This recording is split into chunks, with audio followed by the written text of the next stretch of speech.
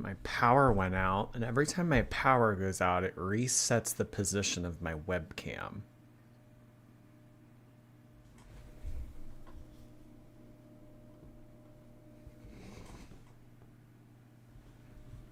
Kind of annoying. Just a little bit. Just a little bit. How's everybody doing? Hello, hello. It is Tuesday, January 14th. And we have some things to look at. We actually have a lot to do today. So, yes, we should probably get to it sooner than later. Yeah? What do y'all think? Let me just pull up Twitch real quick. There we go. Cool. Okay. Perfect.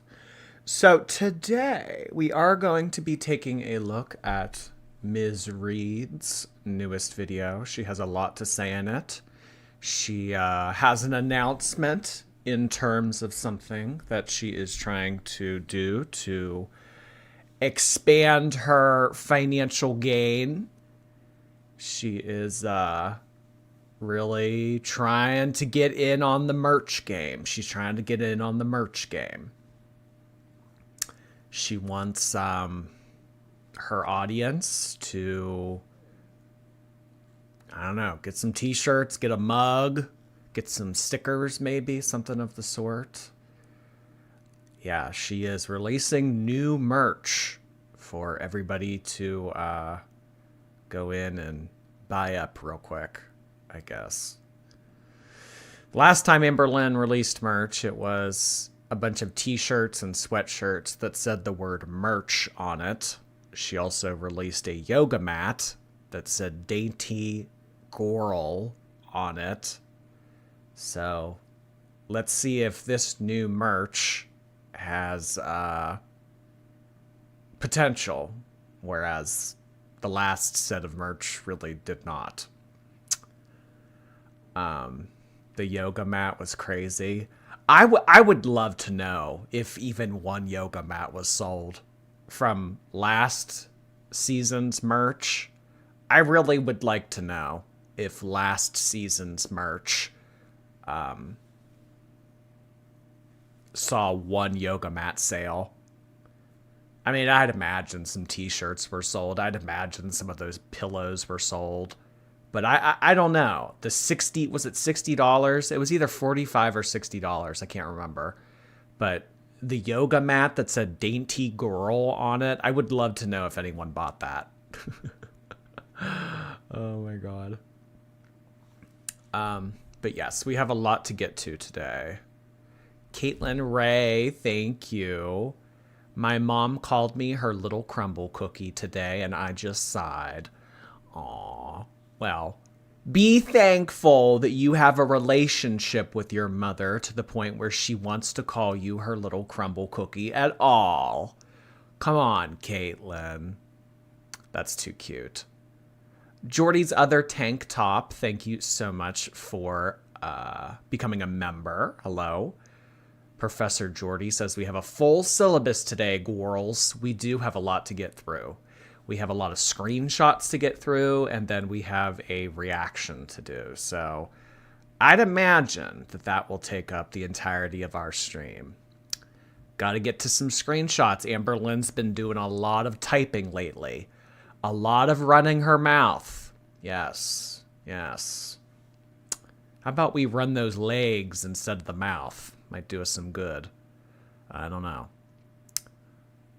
Although we don't see Amberlynn run too often. We did see her run maybe like 2 months ago. She uploaded that one little clip of her running in Emily's driveway. I love getting to see Amberlynn exercise. It's like seeing a dog walk on its hind legs. It's very rare. It doesn't happen very often. It's very infrequent. So when we do get to see Amberlynn run or do some type of, I don't know, activity, it's just like it's a treat. It really is a treat. Laura Craycraft, thank you. I'm a replay ganger, but I'm drunk at the bar in a snowstorm. Oh gosh. I am so sick of winter. I'm tired of winter. It's been a very cold, snowy January here so far. I'm just tired of it. I'm tired of it already. Ugh, gosh. Well, I hope you get home saved. I hope you get home safe, Laura. Drunk and at a bar and the roads are bad. Okay, well, do your best to get home safely, would you? Nicola Ved, thank you so much for the super sticker. Really appreciate that, Nicola. Casey Benjamin, thank you so much for the super sticker. Really appreciate that, Casey. Thank you. Okay, how about we get started? We have a lot to get to. So no better way to get into it than by just getting right into it. You know what? Can I bring this whole tab? You know what? That's what I think I'm going to do. Because we're just going to go one by one. So let me just bring the whole tab over. And then we'll just do it like this. Because I was going to drag each individual tab over, but that's stupid. Okay. So as you all know, what's it been now? Like 3 weeks? 3 weeks ago, Amberlynn came in here and she had a whole hissy fit. She had a meltdown. She had a whole lot to say. She was typing up a storm in our chat and she was getting her word out. And I kind of got fed up with that. I kind of got tired of Amberlynn coming in here acting like she runs shit, acting like she can, just come in here and drop walls of text and mic drop and Z-snap and then leave at her own disposal. I told her if she has something to say, use her own platform, make a response video, go on live stream. You have a platform that's bigger than mine. Why do you need to come in here to make your voice heard? It's because she wanted to come in here and directly speak to me. Well, girl, I'm not in your live stream. I'm not commenting on your videos. I would like for her to use her own platform. So I ended up blocking Amberlynn from our chat so she cannot come in here anymore and drop walls of text like she has been so frequently over the past couple months. So what has she been doing in return? She has found other reaction channels that do live streams of her footage, and she has been talking to them. I'm not very well versed or familiar with the specific reaction channel that she's been going in lately.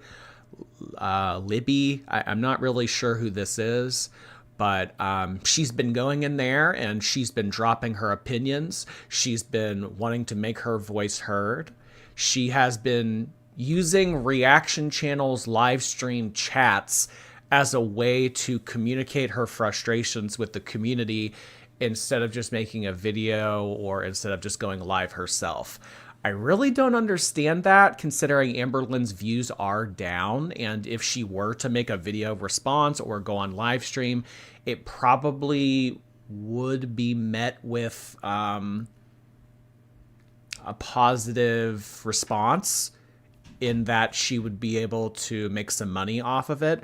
We know that her views have been down, and recently she has launched this whole new merch initiative. So I really don't understand why Amberlynn chooses to go in these live stream chats to spill all this tea and talk to these reaction channels when she could be doing this on her own channel and monetizing it. But hey, you know what? Amberlynn can do whatever she wants. So these are some of screenshots that she has said over the past couple weeks throughout various live streams. So we are just going to take a look at them. She goes to say that she enjoys this reaction channel's commentary even when they're not on her side. I just enjoy her as a person, so I shall say. Now, if you've been watching my channel for a couple years now. Amberlynn first made a video response to my reaction, a reaction to a reaction, if you will, in November of 2022. And shortly after that, I did a live stream. I was doing pre-recorded videos at the time, but I did a live stream react to her reaction of my reaction. And when I was doing that live stream, she was DMing me on Instagram, sending me all these messages, sending me all these voice memos, saying things to me like, I enjoy your commentary. You remind me of someone that I used to be really close with, someone that I considered family. I guess I do enjoy your content. Let's get to know each other. No one has to know. She was saying all these things to me in the DMs in hopes that I would feel for her or have some type of personal connection with her that would kind of bring me from hater reaction channel to Amberlynn's bestie that would stick up for her. Obviously, that is not how it played out. But this is not the first time that we have seen Amberlynn go into a reaction channel and try to befriend them, say that she enjoys their commentary, even though they have a differing opinion. You know, I can still kind of see where they're coming from. I just enjoy them, blah, blah, blah. So not the first time that we have seen her do this, because we have quite literally seen her do this with me. She goes on to say that starting January 1st, and this is something that she reiterated in one of her videos, she would not be watching reaction channels, and that this reaction channel, whoever this Libby is, they're an exception because she allows herself to watch them because this person understands that Amberlynn is a nuanced person and that they aren't biased. Okay. So, yes, Amberlynn will, I guess, continue to participate in this person's chat and drop in when she feels like it to say whatever, whenever she wants. So, yeah. She wants someone to be her friend to defend her. She's trying to find her own. She wants to make friends with reaction channels. She wants them to be her PR. And that's kind of something that we've talked about before. Maybe Amberlynn, because we've frequently heard her say the words, no matter what I say, no matter what I do, you guys will always hate me because I'm fat. We've heard her say that. So maybe in Amberlynn's mind, she's thinking, okay, if they won't listen to me, if nothing that I say on my own channel will get through to these people, maybe if I befriend someone that isn't me, that can speak positively on my behalf, then it might change public opinion of me. So maybe that's what she's trying to do. I'm sorry that I just froze. I don't know what's going on. Sorry about that. My Streamlabs like froze for a second, and so did my webcam. My gosh. Sorry about that. Technical difficulties. But yeah, maybe she has come to the conclusion that she has indefinitely ruined her reputation with her own channel, and the only redeeming way is if she can kind of build an army of her own, build a reaction channel brigade that can go up against the haters. Maybe she's trying to build her own army, or maybe she's just trying to get someone to speak for Amberlynn, whereas Amberlynn can't get the words out correctly. So maybe she thinks that someone else can understand her in a way that she doesn't understand herself and communicate that to people. I don't know. I don't really know what she's trying to do. I really don't. But she's been putting in effort lately. She's been putting in effort. What I will say is that Amberlynn's reputation on the internet has been the worst that I've ever seen it. Ever since she started, especially what happened and what was discovered with when she dated Erica, that going into a relationship where she is double, tripling, quadrupling down on continuing to be with a confirmed feeder. That, in addition to coming off of the homewrecker burrito arc with Erica, she really didn't have a great 2024 in terms of trying to get people to like her. So I don't know if this is damage control now, but Amberlynn, in my opinion, or at least in the 3 years that I've been covering her, this is probably the worst position that I've seen her in to date. And I don't think that she really knows what to do. She's lashing out at reaction channels. She's lashing out at you. She's lashing out at the audience. She's lashing out at the online forums. She's very smugly telling people that they're stupid. She's coming across as very condescending. It's just not a good look all around. My advice for Amberlynn, if she is trying to preserve the sliver of likability that she may have with some people on the internet, she needs to get rid of Emily. I know that she thinks that this is her soft, gentle love that will echo into the ages and make, the gods jealous of the love that she has and everything. It's not what it is, Amber. You're not going to change the internet's opinion on this girl. So long as you continue to choose this girl and be in a relationship, that is communicating to the audience that you do not want what's best for you. I want you to listen to that very closely. As long as you continue to be in a relationship with this girl, you are communicating to the internet that you do not want what's best for you. And if you do not want what's best for you, how can you expect the internet to want what's best for you? Just saying. If you get rid of Emily, you start making an actual effort with the Ozempic or the other drug or whatever, with the med spa, you actually stick with it this time and you don't go, oh, gallstones. Oh, it wasn't working. Oh, I forgot to do the injection. Oh, I'm afraid of needles. Oh, and you actually stick with it, actually do it every week. You stick to a routine and you make an effort and you start to lose weight.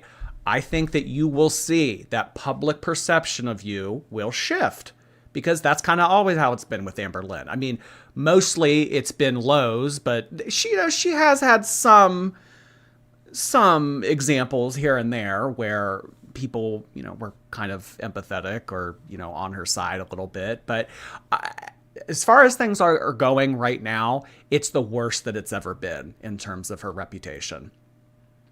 The Moo, thank you so much for the very generous super chat. I really appreciate that. Geez, this is just what I needed today. Let's talk about the fatties. Well, this has absolutely nothing to do with their weight. This has everything to do with their actions and who they are as people. And that is what I strive to do here on my channel. We talk about people's actions, not about superficial things like people's weights. Okay? Thank you so much for buying a ticket. Your admission to SeaWorld has been approved. Bad. Thank you, Moo. Sorry, I have to catch up on some of these before we get too far behind. Val, thank you. I'm sending this from the casino because it's my 21st. I'll definitely be replay gang tomorrow, but you're the best. Happy 21st birthday to you, Val. That's really exciting. Oh my gosh. I hope you win big at the casino. Have fun, girl. My Melody, thank you for 9 months. Appreciate that. Thank you. Foxcott, hello. Emily's mad she got fired, so she released the tape.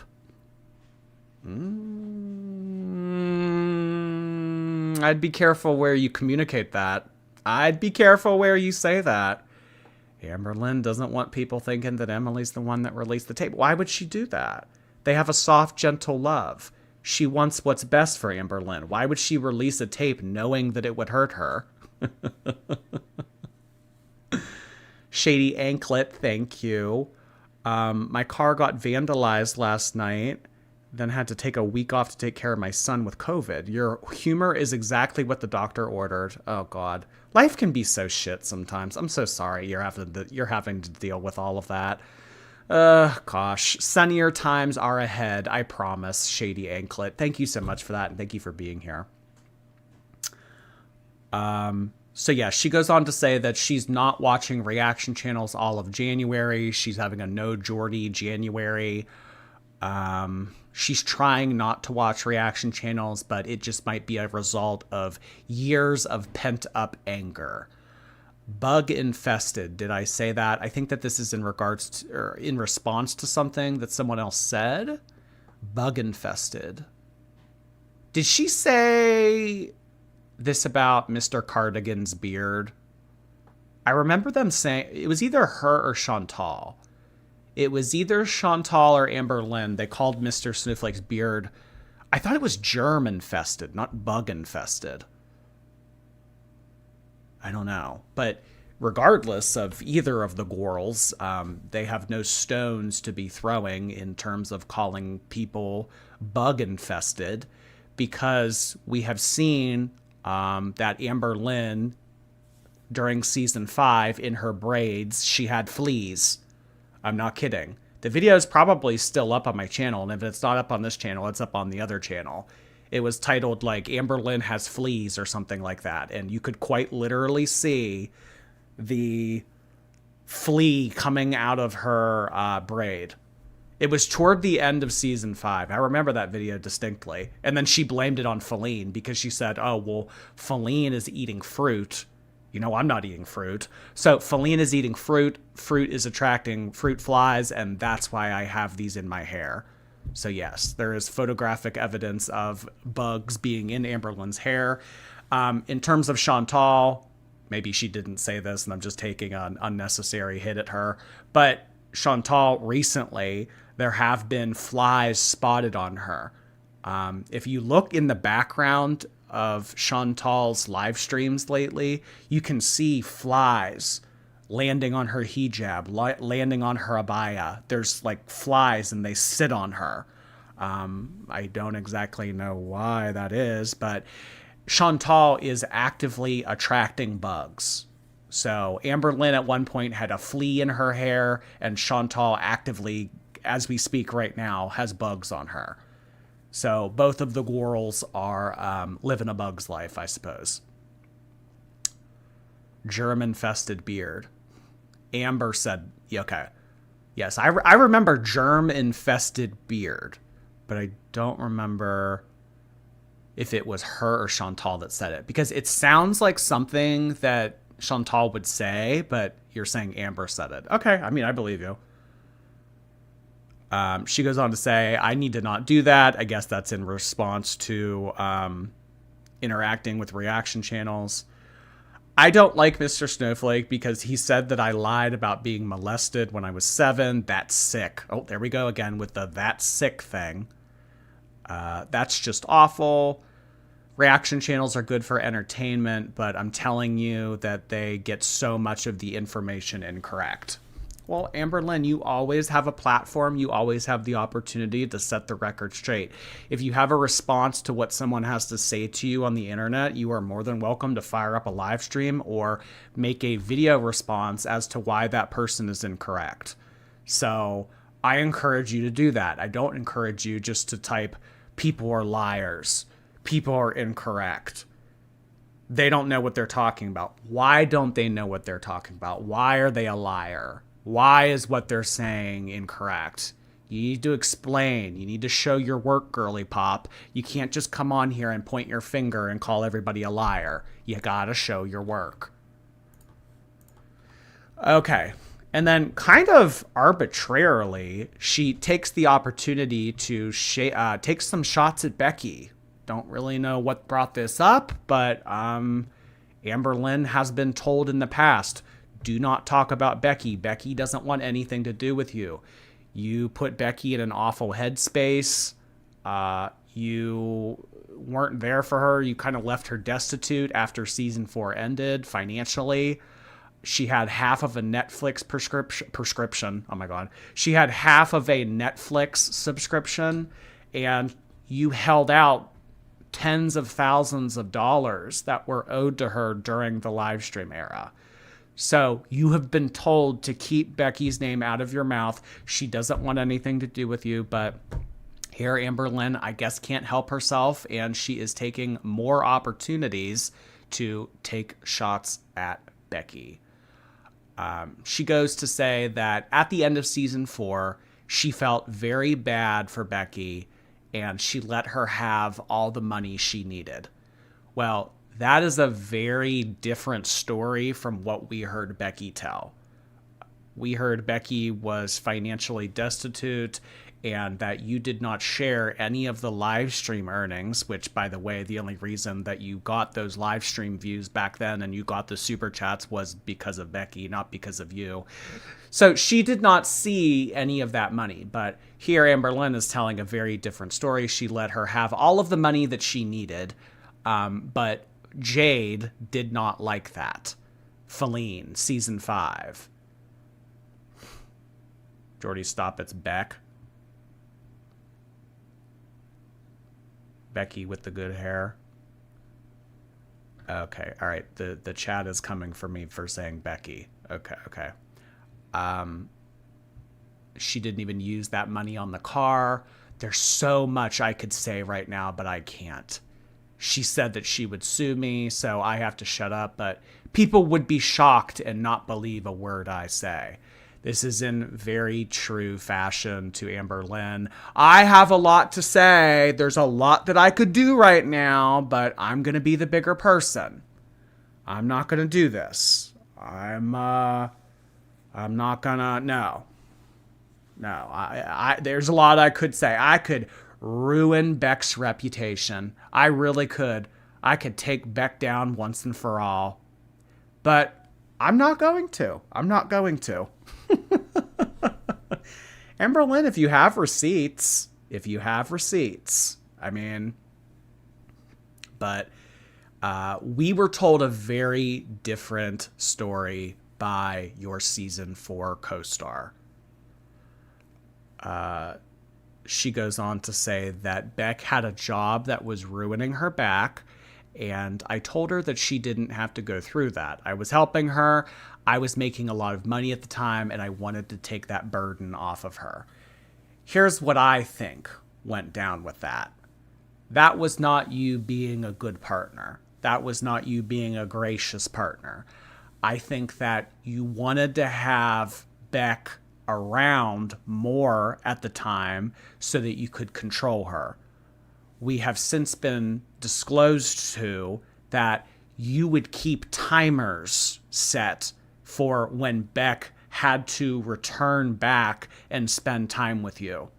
She wasn't allowed to hang out with her friends because she had to be back to tend to your needs, to keep you company, to get you another soda, to do whatever. So you were setting timers.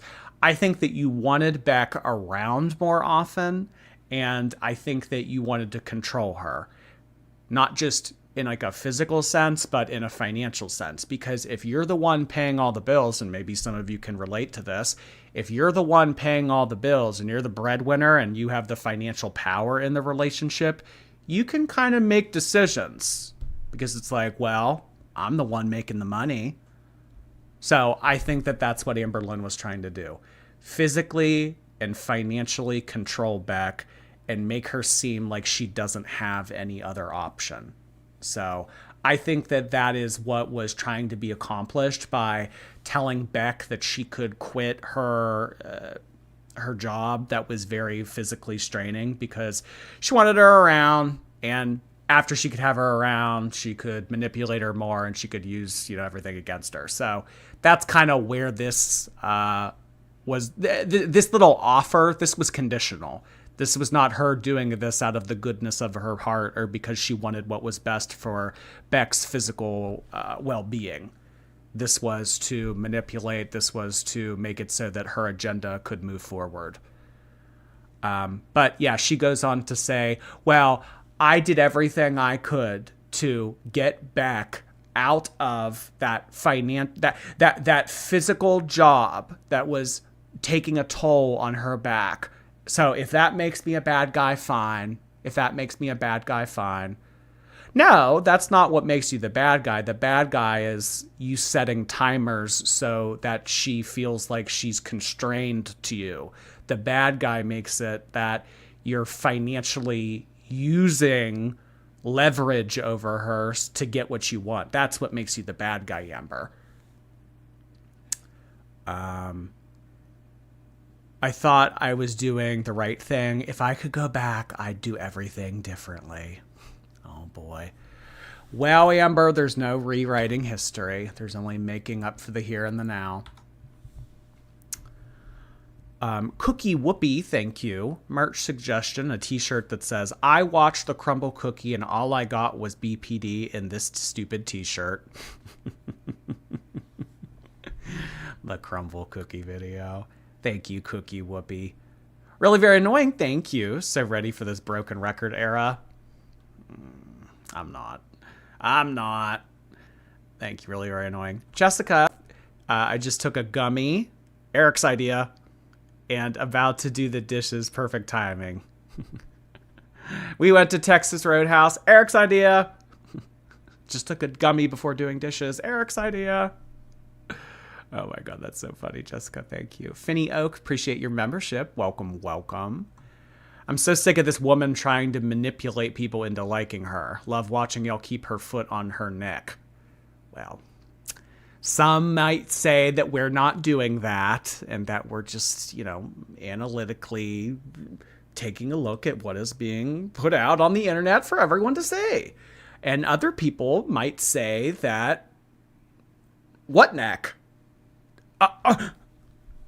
Thank you, Finny Oak. Annie Strand, hi. My ex and I continued to be friends. I've been waiting all day to hang with you, Jordy. Hi, fam. Also, F Amber. Well, I'm glad that you guys could find an amicable compromise. Thank you so much, Annie Strand. Glad that you're here. Okay, so next batch of screenshots. It looks like she is talking about something in regards to Becky and what she had to say about what happened during season 4. She says that she knows that a lot of the audience like Becky, but you have to understand that she's not perfect. Not financially, not at all. Becky's not perfect financially or at all. If this is in regards to the same thing, well, I mean, I don't know. This was said a minute later. I don't know if this is continuing the same idea or whatever. Amber goes on to say that Beck had her debit card for months when she was in a relationship with Jade. Jade didn't like that, so she had to ask for it back. Well, I mean, this is the first that I'm hearing this about Beck allegedly having possession of one of Amberlynn's debit cards.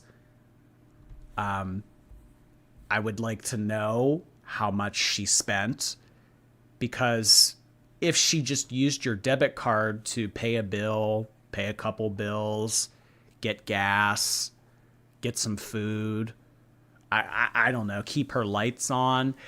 If it was any of that stuff, I mean, I think that after what she brought in for you financially during the live stream era, she was entitled to that.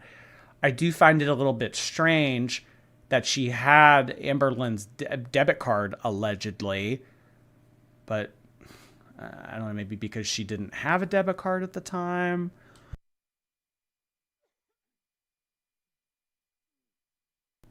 Oh, sorry, I had to clear my throat there. What I find strange about this is if we think back to Ringgate, there was a scandal that happened during season 5. Sorry. Well, yeah, I guess season 5. Yeah, the very beginning of season 5, where Becky had possession of her engagement ring with Amberlynn.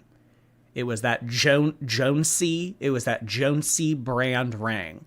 And how it got out to the community was someone took screenshots of the post on Facebook Marketplace of Beck trying to sell these rings. When Amberlynn caught wind of it, she said, "Oh, hell no. I paid for those rings. I want those rings back. And then Amberlynn got the rings back, and then she sold them for like $200, $250. So the little bit of money that Beck was trying to make to just get by, Amberlynn said, nope, those are my rings. Give me those back. I want those back. So quite literally taking the one piece of food that Beck had in her mouth out of her mouth to take it back so that Amber could have it. Yeah. Ringgate was pretty scandalous. So this is a very different story from what was communicated to us through Beck and during the beginning of season 5. I mean, my coverage started at the beginning of season 5, so I remember things like the rings and Ringgate and not giving Becky her share of the live stream portions revenue. I remember that very thoroughly. But Amberlynn is telling a very different story here. When Beck and I broke up, I felt bad, so I let her have all the money she needed, but Jade didn't like that. Which that makes sense. Very different story from what we've heard. I felt bad. I let her have all the money she needed. I think that Amberlynn at the end of season 4 was ready to get Beck out because she had a new caretaker. I don't need you anymore. And I think that she was angry at Beck for breaking up with her because that makes Amberlynn look like a fool. Amberlynn doesn't like to be broken up with. No. You stay here forever. People that isolate others and people that take advantage of others, they don't like it when their prey leaves and, tells them to piss off or, ends things with them. They don't like that. I think that she was pissed at Becky for the whole who's the one that's been wiping your ass thing. And I think that she was also pissed at Beck for disclosing Jade's name on a speakerphone call to the audience. Amberlynn was on a FaceTime call or a speakerphone call or something. And at the end of the call, Beck said, tell Jade I love her, or tell Jade hi, tell Jade something. And basically the rumors that had been circulating about who wifey was at the time, that was kind of them being confirmed. So Amber was pissed at Beck for leaving her. She was pissed at her for the wiping your ass comment, and she was pissed at her for basically confirming what the audience already knew. Because Amberlynn, for some reason or other, she likes to have this little fake name going on because she thinks that if she can hold her girlfriend's name private, even though everybody already knows their name, but I don't know, in her mind she thinks if I can keep her name under wraps, then I'm doing good by them. So that was kind of Becky ruining things yet again. I really don't know. I really don't. But she says that Beck didn't really even use money on the car that she said needed repaired. I could say so many things. Gosh, I could say so many things about Beck, but I won't. So I have to shut up, but people would be shocked and not believe a word I say. So I don't know if Beck is going to have a response to this, but what I will tell you in all of these screenshots, a lot of what Amberlynn is saying, this is the first time that I've ever heard this, about Beck having access to a debit card, got all the money in the world that she needed from Amber. Jade asked for the credit card back, didn't use the money on the car. I mean, well, what did Beck use it on? Because I don't think at the time Beck was going to the casino and blowing it on red. I think that if she wasn't using it for the car, maybe she was using it for electric, or she was using it for something else that was a necessity. I mean, that's kind of the difference. I mean, when you're really desperate just to get by, it really doesn't matter if you use the $100 that you gave for someone on car repairs or putting food in your mouth so that you can see tomorrow. I don't know. I don't think that this accomplishes anything.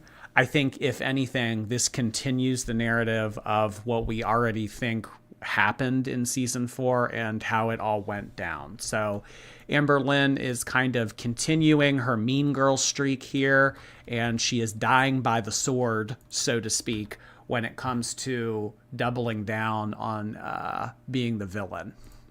Very unlikable lately. Very unlikable. We are now going to get into the Alexis portion. I think that at this point, Amberlynn has all but... No, I think she has. I think she has waged war against Alexis. I think that she was trying very hard to contain her emotions and the anger that she felt for Alexis, but I think that we are slowly seeing it unravel. I don't know if Alexis is going to take a shot back at Amber now and if that's going to start something, but Amberlynn has had a lot to say about Alexis recently. Nicola Ved, thank you. So sorry to hear about Marley. I'm glad to make the live from the distraction and the smiles. Thank you, Jordy. Thank you so much for saying that in, Nicola. I am thinking of you. That is terrible. It's never an easy thing to go through. Oh, geez. Well, hopefully this week has a little bit of smiles for you. Clever B, thank you. My game crashed, so I guess I'll watch you, Jordy. Ugh, gosh, the consolation prize. Ugh, this stupid-ass live stream talking about fat women. Ugh. Thank you, Clever. Katie Bird. Hey, Katie Bird. I'm in the replay gang due to work. The audacity. Hope everyone's staying warm and healthy. Thank you so much, Katie Bird. We will catch you on the replay. You get what you need to get done. Work comes first. Fat girl drama comes second. Thank you, Katie Bird. Mac Callie, hey. Only thing Amberlynn knows best is being dense. In all caps. In all caps. Thank you, Mac. Megan Black and Decker Becker, hey there, how are you? I got my haircut today, and my stylist told me that her son, barber in training, was told by a teenage client that she made them look sharpicana. I'm shook.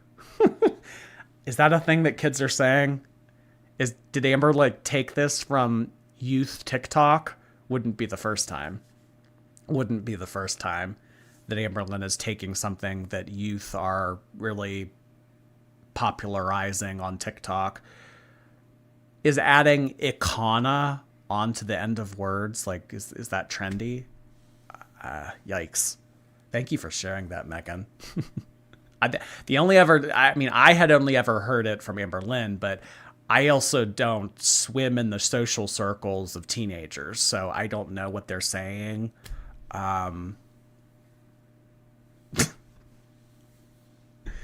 But I guess Amber does. I don't know. Weird Shadow, thank you. I think that the Rarity situation was the last straw for a lot of people. Her reputation is at its lowest, and she's just digging the hole deeper. I mean, quite literally a bottomless hole when it comes to Amberlynn's appetite, when it comes to her reputation, when it comes to a lot of things in regards to Amberlynn. A bottomless hole. But yes, that's a very good thing to bring up about how Amberlynn, being in her villain era and being, in my opinion, the most unlikable she's ever been throughout her whole YouTube career over the past year. I think it has to do a lot with being the homewrecker. I think it has to do with confirming to the internet that she's okay with being with a feeder. And yes, the whole Rarity thing. So it really has not been a good year for Amberlynn in terms of her reputation. So I don't know. Let's see where 2025 takes us. Thank you, Weird Shadow. Sir Dance a Latte, thank you for the bits. Glad that you could join us this evening. Thank you. Moo, thank you so much for a very generous super sticker. Oh my God, thank you so much for that. Hello, Moo. Really appreciate you sending both of those in this evening. Thank you, thank you. Of course, she stole it from youth. Her brain is 12 years old. I'm 17. Not really. If someone said that, they'd be told to STFU. It's annoying. Okay, so apparently even teenagers aren't saying this.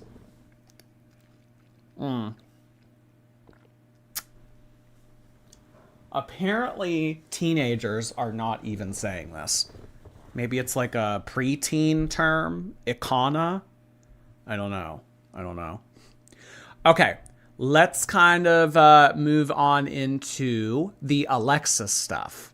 So, Amberlynn and bestie Alexis have been on the fritz for a while now. It kind of died down during the fall. We didn't really hear much from Alexis. She kind of took a hiatus. But then recently, Alexis made a video talking about the declaration of the end of their friendship, and talked about how Amberlynn did not tell her happy birthday, and she doesn't feel that they have any sort of friendship anymore. Amberlynn here takes the opportunity to say that the day after Alexis was in this live stream, and she saw that, of course she didn't want to tell her happy birthday. I just saw you in Jordy's stream, my arch nemesis, that piece of crap that ruins my life, takes every opportunity he can to be fatphobic. I see you in his chat, and then you think that I'm going to tell you happy birthday? That's not the way it goes. You're not getting a happy birthday. What the F? My feelings were hurt. She goes on to also cite that she was just a forgetful girly pop. I forgot it was her birthday. I always forget the date.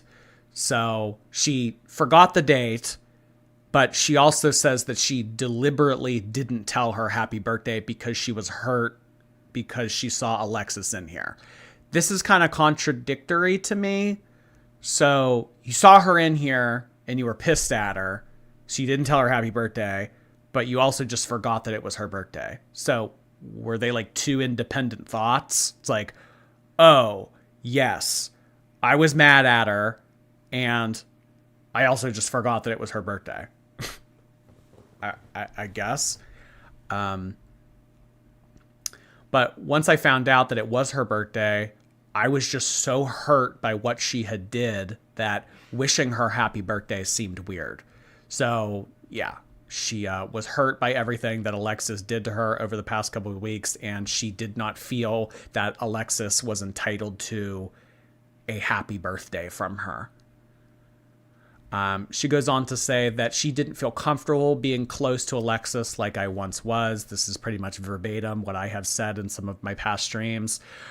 I don't think that there is any going back to that. I think that people can be friends, and I think that people can go through things, and I think that people can argue, people can fight, but there's just some things you don't come back from in friendships. Alexis making a YouTube channel to monetize content about the personal details of Amberlynn's lifestyle, knowing that she's a very controversial person. I always say, if I was Amberlynn, that person would never hear from me ever again.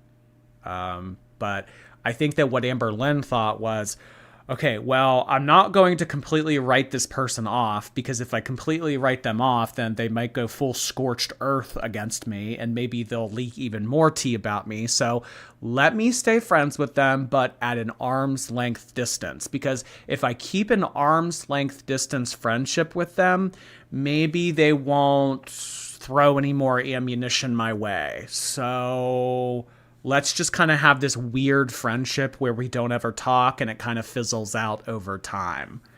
I think that that's what Amberlynn was trying to do, but that wasn't good enough for Alexis. I think that Alexis wanted Amberlynn to either put up or shut up. I think that she wanted to tell her, it's like, why are we friends yet we don't talk? Why are we friends yet we don't ever FaceTime? Why are we friends yet whatever? So I think that Alexis was kind of, saying like, call it what it is. If you don't like me, then you don't like me. But she said that she didn't want to put her in the position to be confrontational. Oh yeah, because Amberlynn's never confrontational. She set boundaries with Alexis. I wish that Alexis would have respected those boundaries. I think that I I think that the internet as a whole would have had more respect for Amberlynn to just drop Alexis as a friend entirely after what happened last year. I think that most people would understand if she was willing to do that to Amberlynn. Amberlynn would have been in the position at the time to drop Alexis as a friend and not do this like fake half-assed friendship where she has an ulterior motive. I feel like the internet would have respected Amberlynn more if she would have said, fuck that bitch. I don't want anything to do with her. She's nasty. Look at what she did. But I mean, the fact that they met up and had dinner and they made nice and they hung out, I mean, it just came across as really cringe. Just really cringe. But I mean, in true Amberlynn Reid fashion, cringe. I'm not purposely making content about her, like what she is doing to me. So, yes, Amberlynn is kind of saying, well, woe is me. Look at what she's doing. Look what she's saying about me. I didn't do that about her. Well, I mean, you're the public figure here. No one really benefits if you spill tea on Alexis and her personal lifestyle. I mean, no one really cares. That's just kind of it. Eric screaming from the other room, no one cares. I mean, if you spill tea on Alexis, it's like,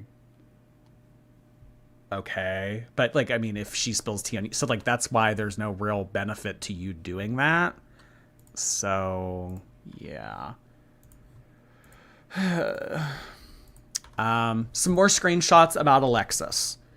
But first, Tyler, thank you.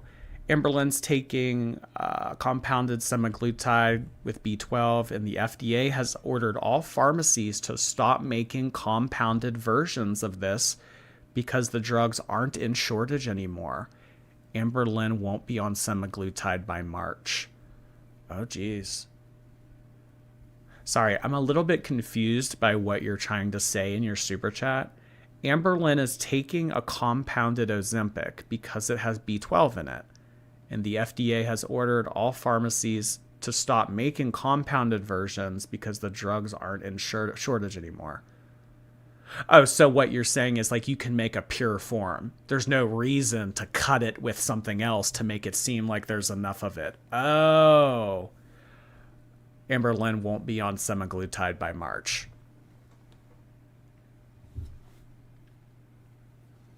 I don't know. Let's see. Let's see if she makes it 6 weeks. Turban Tomato, thank you so much. Keep sending memberships. I need one. Thank you so much, Turban Tomato. Serotonin and the City, thank you so much for 10 months on Twitch. Really appreciate that. Hello, welcome back. K-Sis, hello.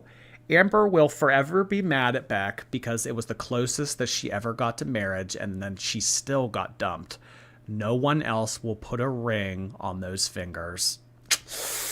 Well, apparently she and Emily are getting married.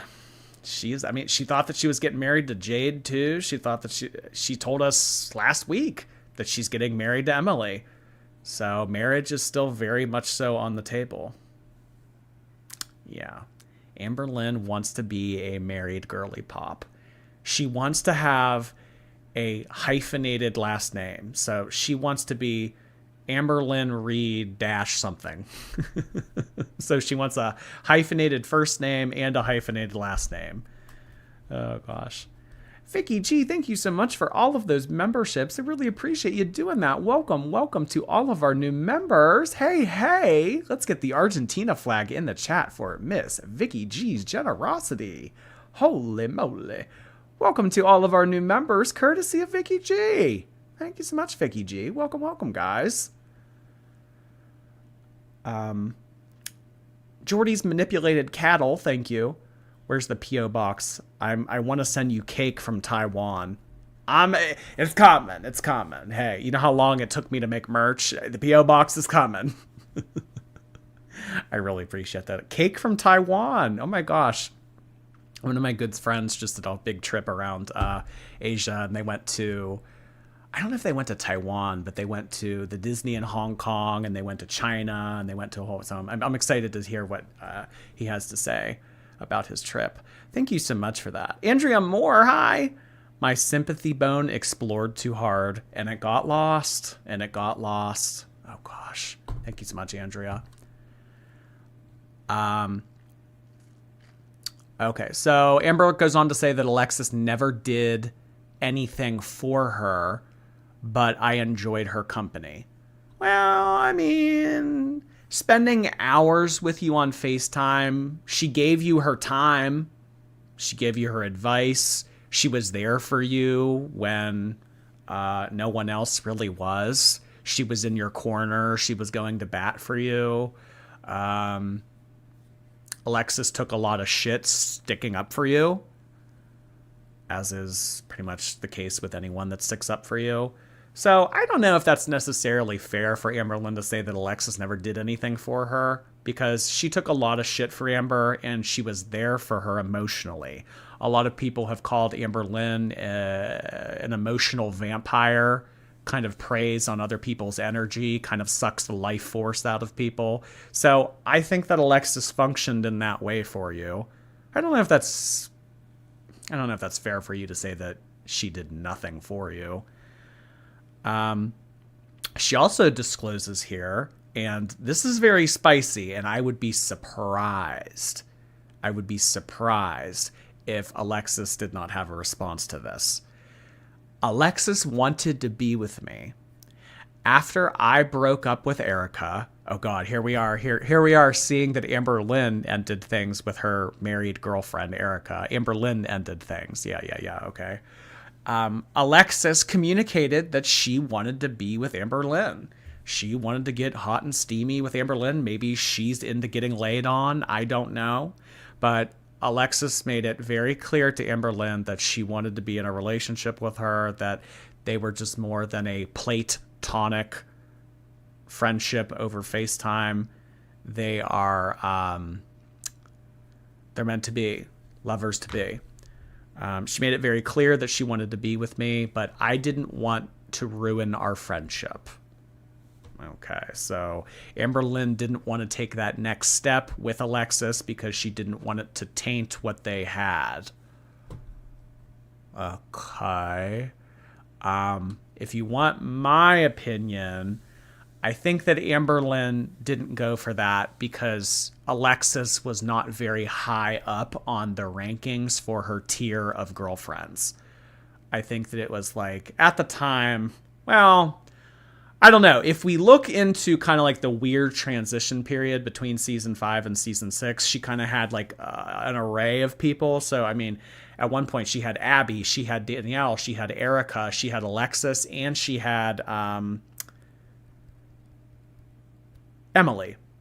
The one she currently has, Emily. So, I mean, of these 5, I think that she was ranking them in her head. I think that Danielle came first because apparently, according to Alexis, Danielle was very attractive.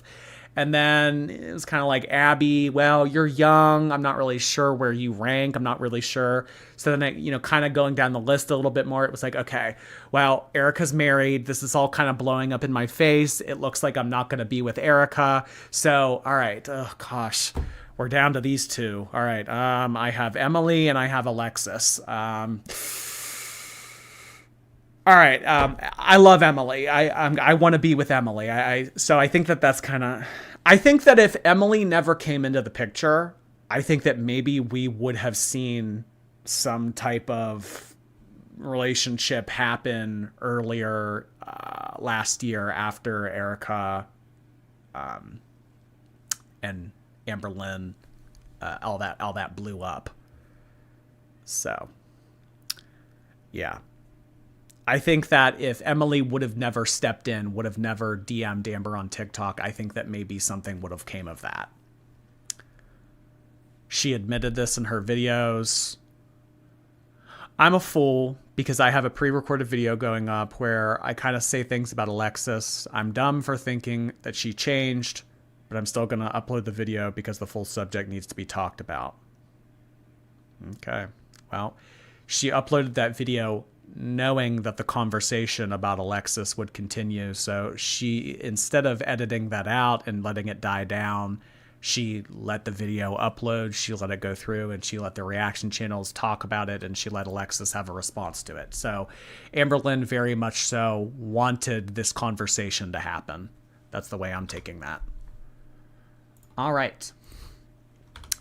Something else that I wanted to bring to everyone's attention, Amberlynn Reid is now on Cameo again. Amberlynn has done Cameo in the past, and Girly Pop is back on Cameo. If you would like a 1-minute video, if you would like 60 seconds of dedicated Amberlynn Reid attention to you in video format, you can buy that for the low price of $75.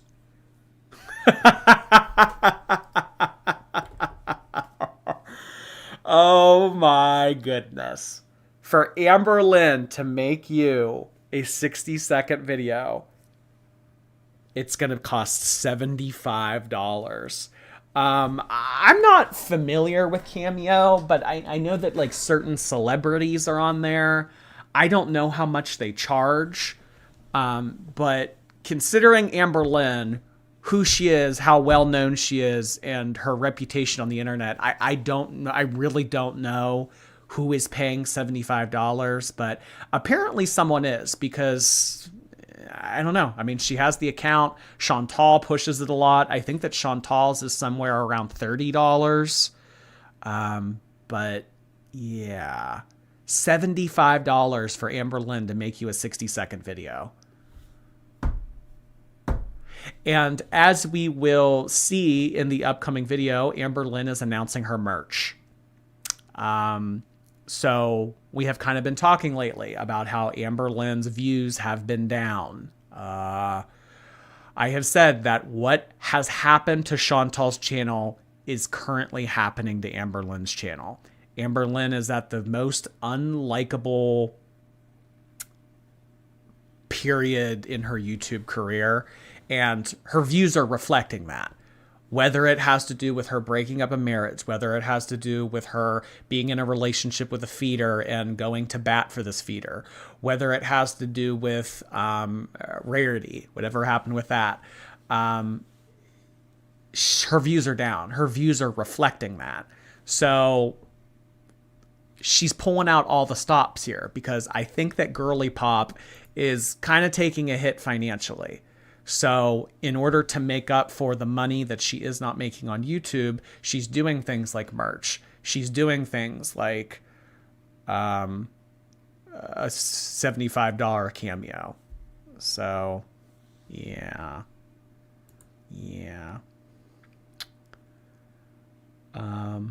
Losing relevancy and gaining elsewhere.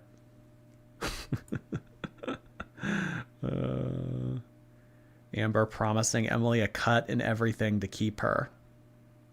Well, I mean, if we're talking about hearsay, and we're talking about rumors, and we're talking about she said, that kind of stuff, we have been let known recently that maybe not, Emily isn't working right now. So I don't know. What is very interesting in what we have seen in response to Amberlynn and Amberlynn's finances is the screenshot we're about to look at here. This was a screenshot that Alexis left on one of Karina Kaboom's videos. She was responding to someone and says that Amberlynn does not have much money. When they all went out to the casino that night and they went to get Mexican dinner, it was always Emily or Alexis picking up the tab and paying for drinks. Amberlynn didn't pay for anything. The 3 times that she got together with Amberlynn in real life, she never picked up a tab. Emily doesn't make that much money either. Emily and Alexis's girlfriend were having a conversation in the car while Alexis was driving everyone around, and she remembers her girlfriend being shocked that Emily only made as much as she did. And now word on the street is Emily isn't even employed anymore due to her being out of work so often. So is Amber paying her mortgage now? I couldn't imagine Amber paying for Emily's expenses no matter how much she loves her. I know Amberlynn. She's cheap.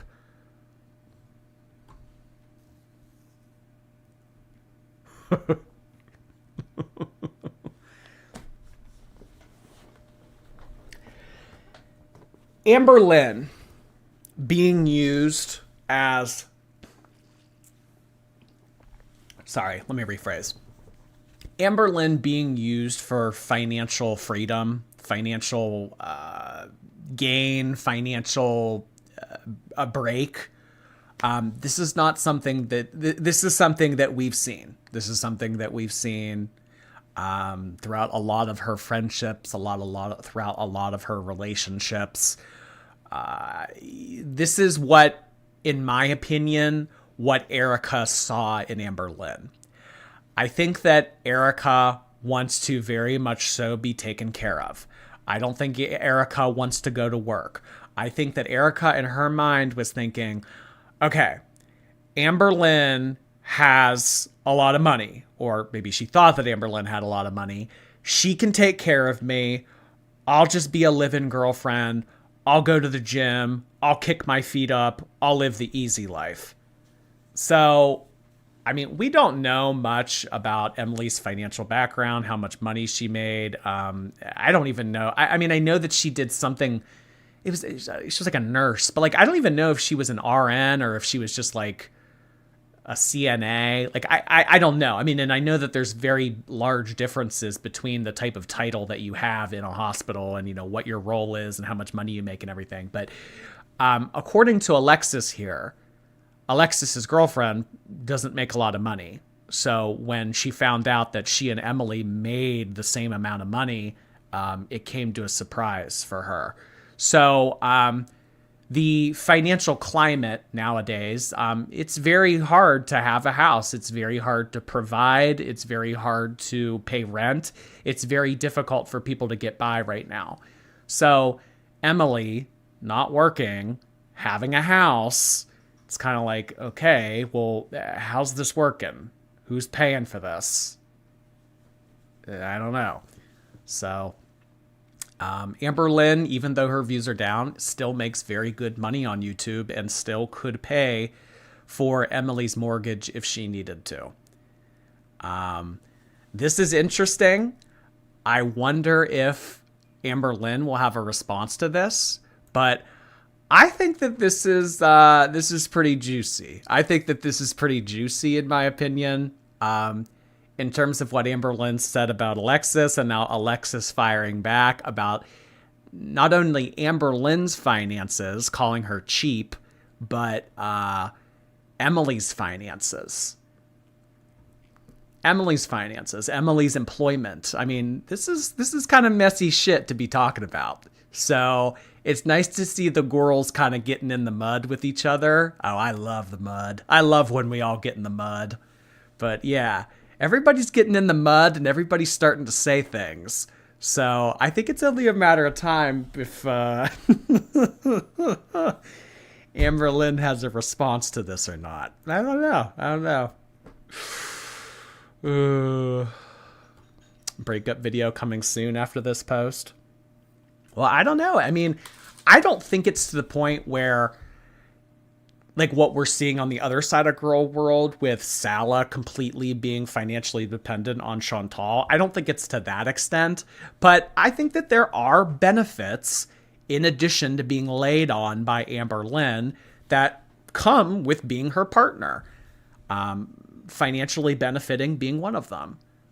So Amber has a very unique opportunity to make pretty good money. So if Emily's like, all right, well, you pay my mortgage, you lay on me, you eat ice cream, fruit roll-ups for me. Like if, you know, it's like, you know, maybe we could work this out. Maybe we could work this out. You know, maybe we argue a lot. Maybe we don't really get along. Maybe we don't have a lot in common, but a lot of people find themselves in relationships out of convenience. And they stay in relationships out of convenience for the greater good. Well, I hate her guts, but she pays my mortgage. I hate her guts, but she is 500 pounds and lays on me, and I do like 500-pound people. So it kind of explains why they might be selling content lately. That's interesting, K-Sis. That is interesting. I don't know. Maybe Emily lied about her salary to Alexis so that she can make the same argument that she did with X to make other content. Oh, wow, that's an interesting theory. Maybe Emily lies about the amount of money that she makes so that she can take care, so that she can take advantage of Amberlynn financially. That would be a very sneaky thing to do. Smart. Yeah. Yeah, never telling people how much you make. That's like what they always say about the lottery. If you guys ever win the lottery, don't tell anybody. Don't tell a soul. Don't tell a soul. If you ever come into a lot of money, don't let that's your business. Do not let anybody else know that. I don't know. It would be interesting to see Amberlynn respond to this. I feel like if Amberlynn were to respond to what was said in this paragraph, she would say, oh, I think it's just really funny that Alexis is saying that she paid for all my drinks and she was always picking up the tab and she drove me around. But does everyone forget that last Christmas I sent her $100 for gas money? Did everybody forget about that? We're even now. I don't know. Sometimes Amberlynn takes the bait. Sometimes she chooses to get in the mud. Sometimes she chooses to have something to say. I will tell you, I think that she is afraid of Alexis. I think that she's afraid to go up against Alexis. I think that she hates Alexis. I think that she absolutely despises Alexis and everything that she's had. But I think that she's also afraid of her. I think that Amberlynn's afraid of Alexis. So I think that Amberlynn would back down. I think she would back down to Alexis. I don't think that she would go up against her. I don't think that she would. So I don't know. We'll have to put a pin in this and see where it goes. I don't know, y'all. Okay. Now that we have gotten through all of those screenshots, let's get on to the reaction. I said we had a lot to do today. I was not kidding. In addition to all those screenshots, this video is, my gosh, this is like 4 times the length of what we're used to. She has uploaded a video that is 24 minutes. Most of her videos are 8 minutes. We have been seeing recently, some have been 12, some have been 16, but I want you all to take a look at something here. So in addition to Amberlynn's views being down lately, aka revenue being down, because views usually equal revenue, it's kind of interesting how after Vlogmas ends and it's a whole lot of 5 minutes, 6 minutes, 9 minutes, 8 minutes, 8 minutes, 11 minutes, 9 minutes. It's just very funny that after Vlogmas is over and now we're kind of in January and we're kind of realizing where we are with things after taking off pretty much all of October and November. Now all of a sudden we're getting 15 minutes. Now all of a sudden we're getting 16 minutes. Now all of a sudden we're getting 13, 12, 24. When is the last time that Amberlynn has done a sit-down video of her talking for 24 minutes? I'm just saying. You guys kind of have to look at it objectively. She's doing $75 cameos. She's putting out merch. And she's uploading videos that are longer. There's a reason for that.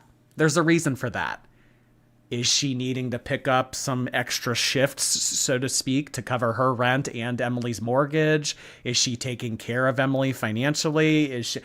I don't know. But she needs money. That's kind of what I'm gathering through all of these examples that we've been seeing lately. Yeah. Taxicana. Yep, taxes are coming up. As we know, Amberlynn pays taxes annually. She pays them 1 time a year. And when you do that, you pay penalties. So Amberlynn, in addition to whatever is going on right now, she's going to have to pay that big hunk of change in the next couple months. Yeah, tax season's, it'll be here before we know it. Do the diligence, thank you. I've been away for a month with my partner, dredging for gold in New Zealand on his gold claim. Awesome experience, but I missed the exactly teardrop emoji. I missed all of you girls. Well, welcome back. I don't exactly know what your journey entailed, but it sounds interesting. Glad to have you back, do the diligence. Thank you so much for that. Demon Pig. Hi, Demon Pig. Seeing Beck gradually lose her spark and personality was heartbreaking. I know she's not perfect, but Amber sucked the life out of her. Nobody deserves that. Amber is pretty good at doing that. Emotional vampire. Maybe if I'm like a physical vampire and being pale, I guess Amberlynn's an emotional vampire. I don't know. I would rather look like a vampire than act like one emotionally. Thank you, Demon Pig. Slava, hi. Hi, chat and Jordy. In a few months, I'm going to Tokyo to visit my boyfriend. Oh my God, that sounds incredible. I've never been to Japan, but I would love to go. You are going to have an amazing time. That is awesome. Thank you so much for sharing that, Slava. Have fun. Girl Kiba, hey Kiba. I miss your intros. Is there any way you can bring those back? Twonk being a flight attendant was my favorite bit. At the time, I don't really know if, honestly, if anything, I would probably make an intro that I can play for the first 2 minutes of the live stream. Like, you know how some like reaction channels will play like a introductory video to start the live stream. It'll say like stream starting soon. I'd probably be more likely to do something like that, than what I previously did in pre-recorded videos. Thank you, Kiba. Nicole, thank you for becoming a member. Hello. Jennifer, hi. I got my stickers in the mail. Your face is on the front and center of my weed box. My face is on your weed box. Oh my gosh. My impact, my influence. I love it. Thank you so much, Jennifer. Appreciate you sharing that. Glad that you got your sticker. Okay, guys, let's go. Let's get started. Betrayed by Alexis again. This has to be illegal and taking my first semaglutide shot. Will she start this video by saying, hello, hello? All right, well, I'm going to say it. Betsy Johnson shirt. Betsy Johnson shirt. I have told Amber to retire this. I kind of hinted at maybe her doing a Torrid haul because I think that Amberlynn has been a gaining girly pop. So things kind of don't really fit all that nicely. And I just know from experience, when I gain weight or when I have gained weight in the past, you know, you kind of start to favor different things in your wardrobe when you put on weight. It's like, well, that shirt that I used to wear regularly, well, it's kind of tight now. So let me wear something that fits. Let me wear something a little bit more comfortable. Okay. So I think that Amberlynn has been kind of leaning on this Betsy Johnson top because I think in her wardrobe, it is one of the pieces of fabric that she still has that fits.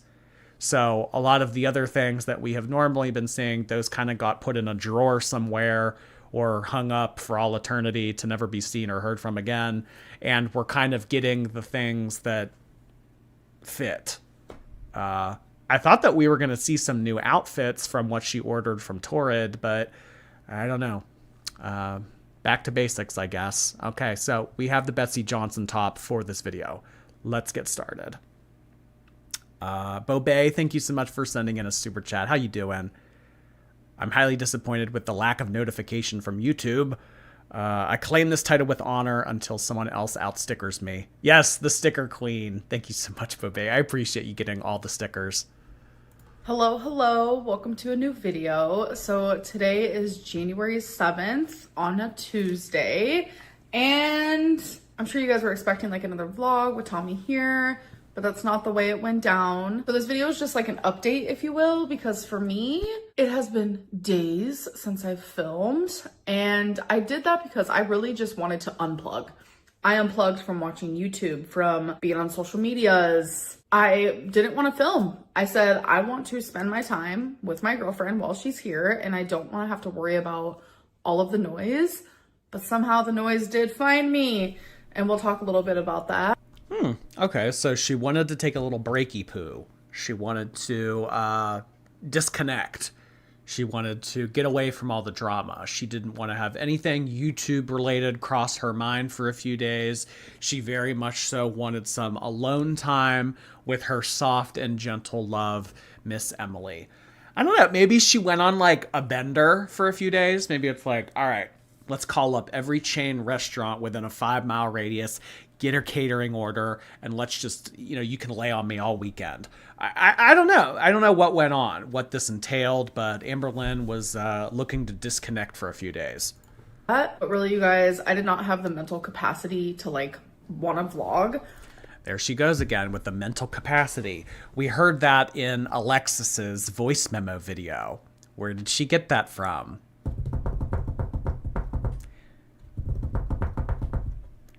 There was a recent live stream where I kind of went in on Amber a little bit more than normal, and I said that she doesn't have the mental capacity to have a conversation with another adult. And now twice we have heard her say mental capacity, mental capacity. Another thing that she has been borrowing lately is the emotional regulation. She likes to say that now too. I was unable to regulate my emotions. If we hear it in this episode, I won't be surprised. It's just a lot has been happening, like with the whole cookie crumble thing and like someone impersonating my girlfriend and me, especially in such like a, for the lack of a better word, scandalous and just vile way. It has been a lot and it has been heavy. And now it's like more drama is being started with Alexis, and we'll talk a little bit about that in this video as well. And someone messaged me recently where they were just like, girl, I feel so bad for you because you're constantly having to put out fires that you didn't start. And I was like, damn, that hit me like a truck, like a massive truck. And I'm like, that's literally how it feels a lot of the time. A really good example of that is like the cookie crumble and like the walnut situation. And oh my God. Well, the cookie crumble leak, we'll never know. We'll never know. There's no way. And I mean, the fact that we don't know and we never will know, that's your fault, Amber. Because when you make explicit content with your face in like that and you send it to people, no one went into your iCloud. No one hacked your server. No one took that from you. You willingly sent that to people. And when you willingly send explicit content of yourself with your face in it to other people, I mean, if one person has it, you better figure that other people have it. That's just the way that the internet goes. So in terms of the whole cookie crumble cookie gate scandal, girly pop, hectacona situation type deal, you're going to say that somebody else started that fire? Girl.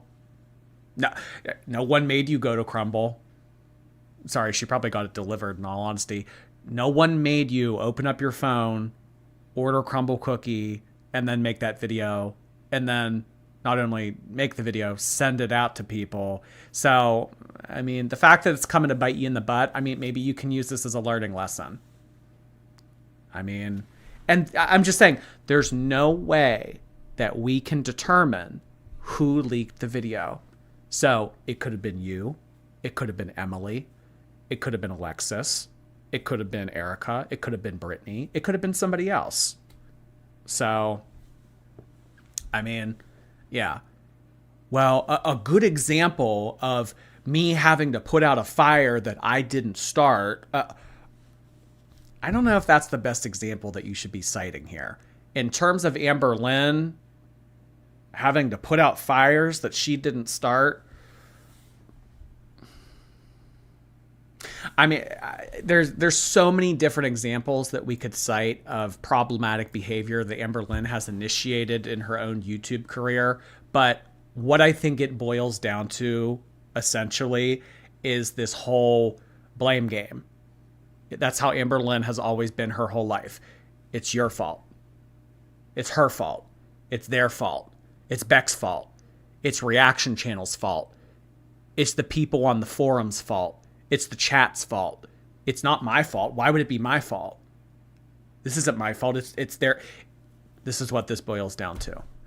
I'm constantly having to put out fires that I didn't start. Okay. That's just been like literally my life on YouTube for years now. It's like I try to stay away from drama. I try to just vlog my life and share my life. And somehow, some way, things start happening online that like I have to put out, and it's a fire that I didn't even start, and it's just like frustrating. So anyways, I still don't really have the full capacity to like film a whole vlog for you guys today because Tommy did leave today, and it's just really sad, you know, when you're in a long distance relationship and your partner goes back home. Like, we had a whole week together that was just so great. She was actually supposed to leave yesterday. We said our goodbyes, you know, all the crying, all of this and all of that. She gets in the car, she opens the app for her flight, and it said it was delayed.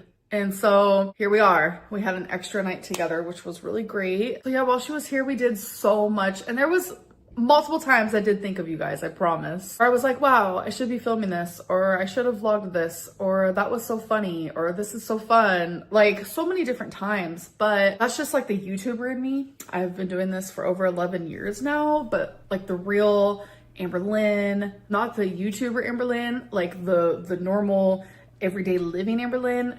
Normal. Guys, there were a lot of opportunities that I wanted to take the vlog, but I didn't. I mean, that reflects in your content, Amberlynn. And the only reason that you're uploading more and that your videos are longer are because you need the money. Not because you have a burning passion for vlogging. She won, so there was no vlogging, but some of the things that we did do, we went to my grandma's and we played some card games with my grandma and my mom. I ended up bringing like veggie trays and fruit trays, and we had like a little salami and cracker cheese situation. We actually ended up playing. I can't tell if she's trolling or not. I can't. So I had a veggie and fruit tray and we ate salami. I think that this is a troll. I think that she's trolling. Why is her video so low quality, by the way? Doesn't this seem very low quality? I don't know if there's like maybe like a grease smudge on her camera or something, but it seems like this video is just like, I don't know if it's bad lighting or what, but it seems very low quality. Playing Bad Kitty, which is the card game that I got my grandma, and my grandma was obsessed with it. It was actually really funny and fun, so highly recommend. Very much. Oh my god, I love when things are funny and fun. Courtney, thank you. My cat Peanut's trying to paw at you through the screen. I think he's one of us. Sending love from Wisconsin. Thank you so much, Courtney. Hello there, Peanut. There are many cats in attendance for an Oh Lordy, It's Jordy live stream. Glad to have you, Peanut. Iquo, thank you so much for the super sticker. Disco Wing, thank you. Been a while. Disco Ball Heart Hands to you. Disco Ball Heart Hands to you too, Disco Wing. Thank you so much for being here. Appreciate that. Hey, hey. Good to see you, Disco. Lily, hi. Playing Roblox while watching today. Oh boy. You dressing to impress? Good luck, girl. Just Celia, thank you for becoming a member. Welcome. Kelly Darling, hey. Hecticana, Chaticana going on right now. Oh. Was there? I mean, this was 40 minutes ago, so I don't know. Mods, don't make the chat, or make sure the chat isn't Hecticana. Oh, God. Like Cards Against Humanity / like Apples to Apples type of style, but with like pictures of cats. Like, it was actually really funny. Went to the movies. I saw Wicked, and you guys, excuse me, I was going into it thinking, okay, it's gonna be an all right movie. Like, there's so much hype around it, and I'm one of those people where it's like, I'm not all about like the hype. It took me literally my whole life to get into Harry Potter. Like, I literally just recently watched it a few years ago because I ignored all the hype. I'm not about the hype. When I like something, I like something, and when I don't, I don't. Good example is Game of Thrones. Like, I don't understand. I tried to watch it, literally hate it. But what I'm trying to say is, like, I don't fall for the hype. She probably, I mean, I'm going to try to be very nice in the way that I communicate this, but Amberlynn probably isn't able to follow Game of Thrones. It's probably a little bit too complex for her. It probably goes over her head. There's probably a lot that she wouldn't get. So that's probably why she doesn't like it. And I am pretty picky. I have a short attention span. It's terribly hard for me to watch a movie. But I am telling you, this movie is 2 hours and 40 minutes of just beauty, of art, of it was so good. Like, I don't even have words for it. Normally when I go to a movie theater, even if I'm enjoying the movie, I'm like looking at the time like every 10 minutes. It's really bad. I looked at the time one time and it was 2 hours into the movie. And I looked at the time, shooketh. I was like, how did 2 hours go by already? It literally felt like 20 minutes. I am so glad I got to experience this movie in the theater because I'm telling you, that is the way to do it. So if it's still in the theater around you and you have not seen it, please go see it. It was a masterpiece. I cried 3 different times. It was so freaking good. I laughed tons of times and it was just amazing. I cannot wait for the second part. Oh, and you guys, I have to tell you this funny thing that happened. So we did end up going to Riverwind Casino, which is like personally my favorite casino in Oklahoma that I've been to. And I don't know what it was, but I got recognized that night at least 5 different times. Like, I don't know. Oh my God, here we go again. I went out in public and a bunch of people recognized me. Of all the times that Amberlynn has told us that she's been recognized in public, I've never seen a single fan photo make its way to the internet. I've never seen anybody with their arm around Amberlynn with like a peace sign saying like, hey, just saw Amberlynn at so-and-so. Never seen this before. But yet so many people come up to her, so many people talk to her, so many people interact with her in real life. And they're all fans too. They always go up to Amber in a positive. I mean, like one of the biggest villains on the internet. People are going up to her and acting like they're her fan.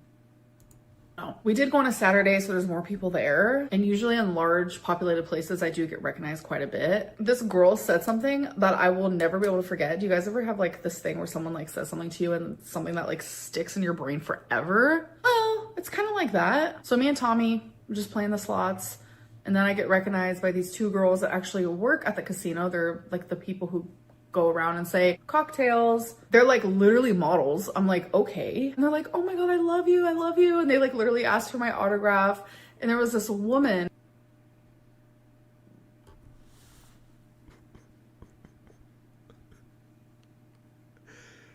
Okay, so we've seen a couple different examples of trolling. We've seen a couple different examples of trolling already. We ate salami at my grandma's house. People, model women at a casino recognized me and asked for my autograph.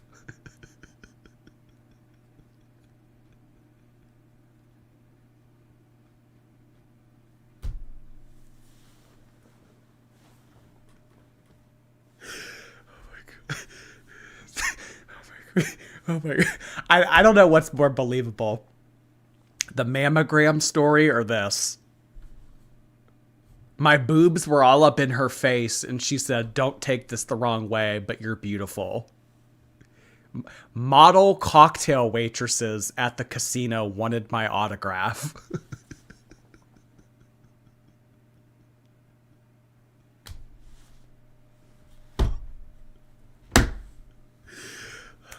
Let's get some martini emojis in the chat, please. For the model cocktail waitresses that wanted Amberlynn's autograph. And sitting next to Tommy, who looks at me and goes, are you a TikToker? Like, how did they know you? Like, this was after the subscribers, hello, if you're watching, came up to me and wanted my autograph and they wanted pictures and stuff. So the woman goes, are you a TikToker? And I was like, yeah, like I'm on TikTok, I'm on YouTube and stuff like that. And she goes, oh, okay. I was looking at you and I was like, yeah, no one really dresses like that. I was like, what do those things like have in common with each other? Like, I was literally so confused. And if you guys want to know, I was wearing the like purple maroon studded rhinestone. I mean, it is a very unusual. It's like putting Grimace in drag.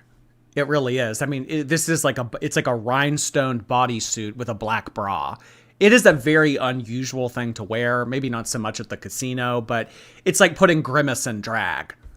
It is. So I can kind of see where that person was coming from, because these are unusual clothes. A mesh top with like a black dress. You guys have seen that outfit before. I had to wear it again because I love it. But I was just like, what does that mean? Is that like a compliment, or was that like, I don't know. It's just like one of those things where I'm like, I should have asked her right then and there. I don't think it was a compliment. If this did happen, I don't think that this was a compliment. Like, what did you mean by that? So moving on to a completely different topic, and speaking of clothing, I have like some merch under construction. I know you guys can see down below that I have like merch that I did years and years ago, but it was kind of like low-key like a troll. I wasn't taking it seriously. I do like the simplicity of it because I do. Oh, as opposed to all the other things that she takes seriously.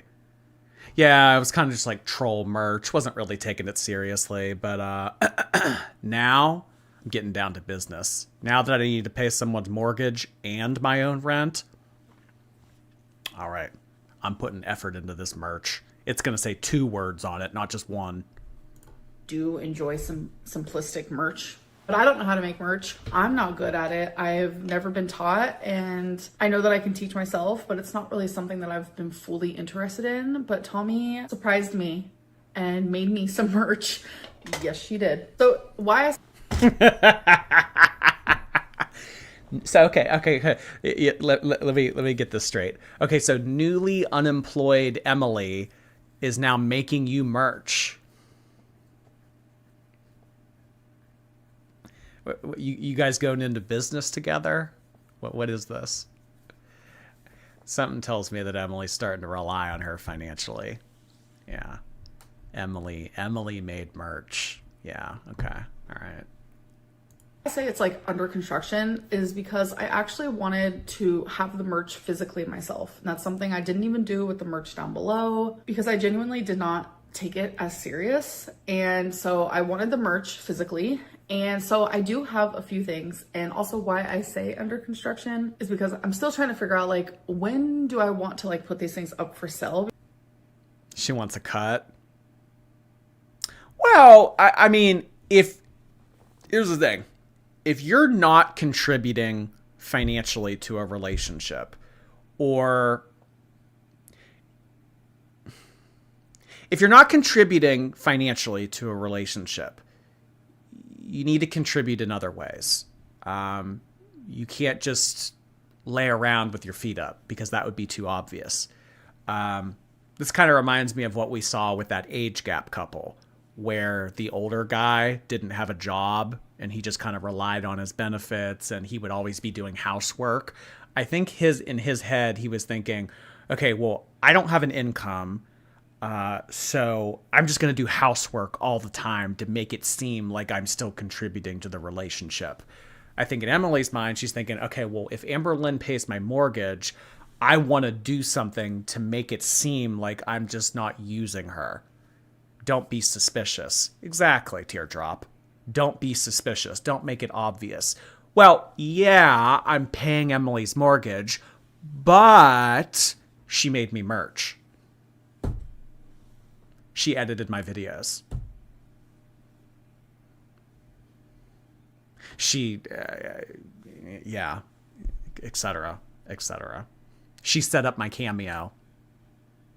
Yeah.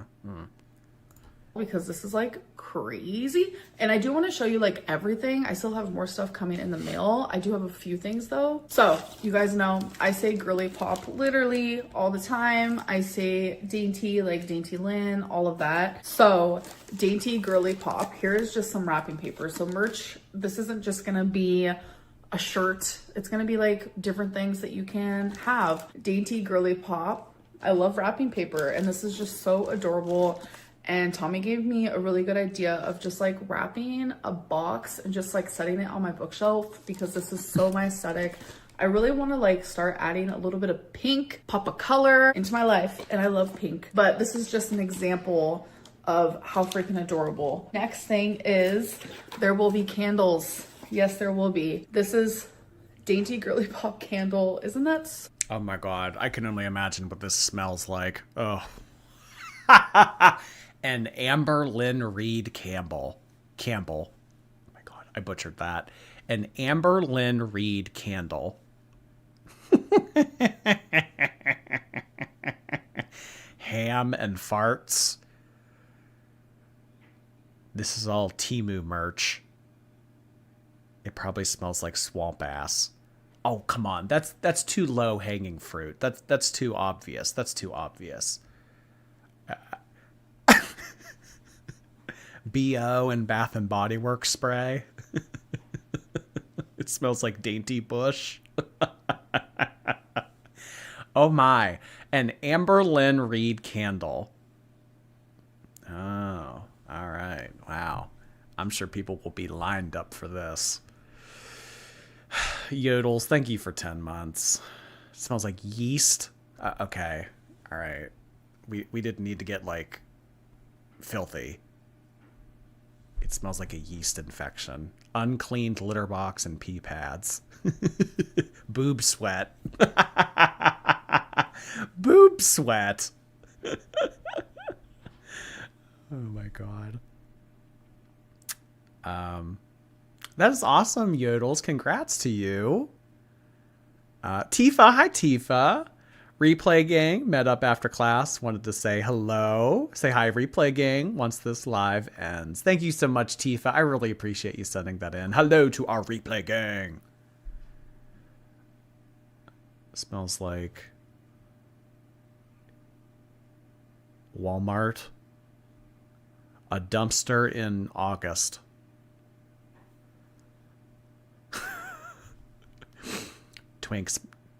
Twinkies pee pads. Ew. Seafood boil. Seafood boil. So adorable. So this is a sage lavender, and I'm telling you, it smells so freaking good. Like, I am actually pretty shocked. Told myself that I was gonna get this merch, and if I genuinely did not like it and feel confident, I was not gonna tell you guys about these things, but I genuinely am obsessed. And what's really important, because there are bigger people. Important.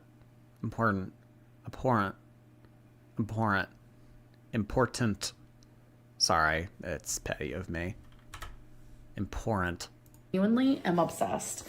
And what's really important, because there are bigger people who are watching me, I really genuinely love that they carry bigger sizes. So this is a 5X, and oh my god, bring out the theater curtain.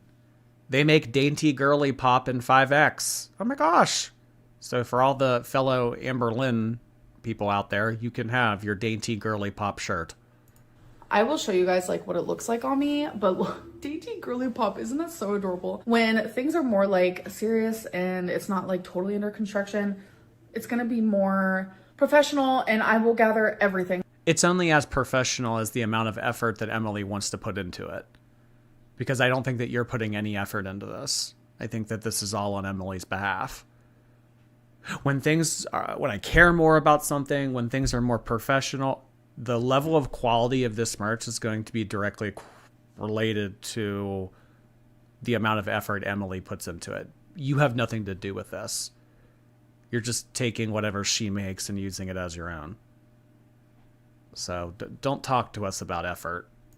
Like, there's going to be journals, and there's magnets and stickers and etc, etc. I'm also wearing another magnets. Oh, just what I wanted. An Amberlynn Reed magnet. Merch in a clip that I will. That'd take up the whole fucking fridge. Mean.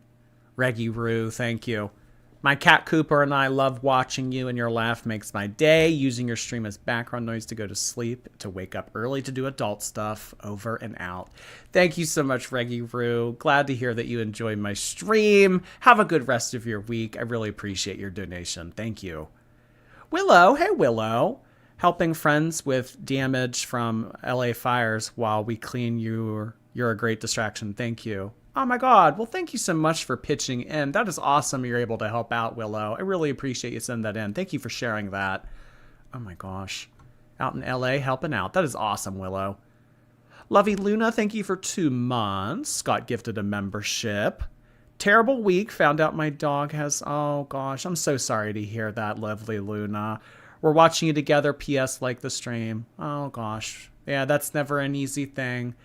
Thank you so much for becoming a member. You will always have a place here, Luna. Thank you. SJ, hi. I went to the dentist this morning. I'm getting my wisdom teeth pulled out in a few months. Oh my gosh. Well, make sure to come back in a few months and let us know. Oh God, the wisdom teeth continues. Thank you, SJ. I'll be showing you in a second just to kind of get an idea of how it fits. I actually slept in it. So there is like Twinkie fur, wasabi fur, you will see in the clip. There is going to be other merch that says Hecticana, which is actually the shirt that I'm wearing in the clip that you will see here in a minute. And just for size reference, I am wearing the 5X in that clip as well. So again, I keep saying it is under construction because there is tons of different like sayings and merch I can make, and it's like all super adorable. Like, I'm obsessed. And so if you guys are interested, please let me know. Send me an Instagram message because like your girl cannot step foot in the comment section. Not gonna be happening over here. I'm just like genuinely so appreciative of Tommy because like having like true... I won't read what any of my viewers have to say, but I expect them to buy my merch. All right. I don't want to read anything that you guys have to say, but I do want you to buy this candle and this magnet and this 5X t-shirt. Merch is something that I've always wanted, but it's like I never took the initiative to actually do it, like true authentic merch, instead of like just that silly stuff down there that's listed. But you guys can still get that stuff that's down there, of course. But this is like real cutesy, like tangible. I have this in my hands and I cannot wait to show you guys like the journals and just like all the other stuff. So to be continued, folks, but that's just like just a little first glance at some of the stuff. So next thing I want to talk about is I'm really in like my perfume era. I've always been in my perfume era. Like, I love to smell good. I love my apartment to smell good. And I know a lot of people like to say it's because I'm fat and I don't shower. Literally not how it works. If you spray perfume on poop, it's still gonna smell like poop, just maybe a little florally or a little fruity, and that doesn't smell good. I am a girly pop who is fat, but I am a fat girly pop that does shower and is clean. I've always just really loved perfume, and so I got myself 2 new perfumes and I'm excited. We're gonna do a little like first smell. I was gonna say a taste test, but girl, we are not eating. How about the microchip merch? The microchip merch. Oh my God. Yeah. We'll go to the extent of getting merch for the channel, but yeah, microchipping the pets. Yeah, I don't know about all that. I don't know about all that. Perfume today or ever.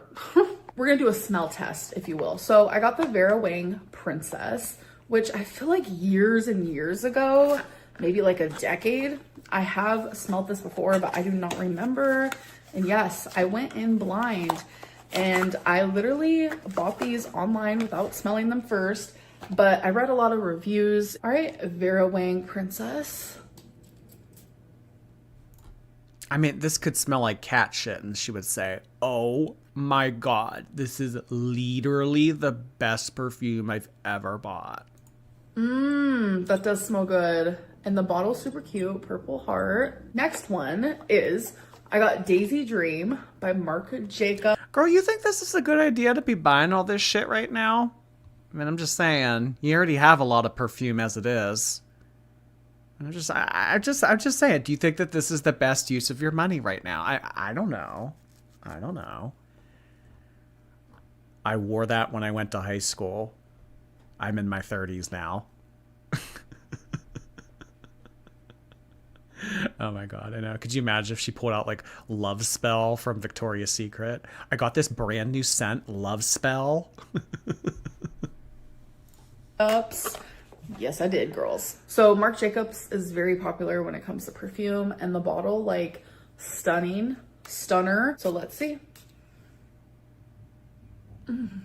Oh my God, that smells super clean. I don't know if I would ever order a cologne that I didn't know the smell of. Like, she's just kind of taking a shot in the dark here. well, I'm going to order this perfume and I hope it smells good. I don't know. I would need to go smell it before I got it. That's what I've always done with the colognes that I've purchased.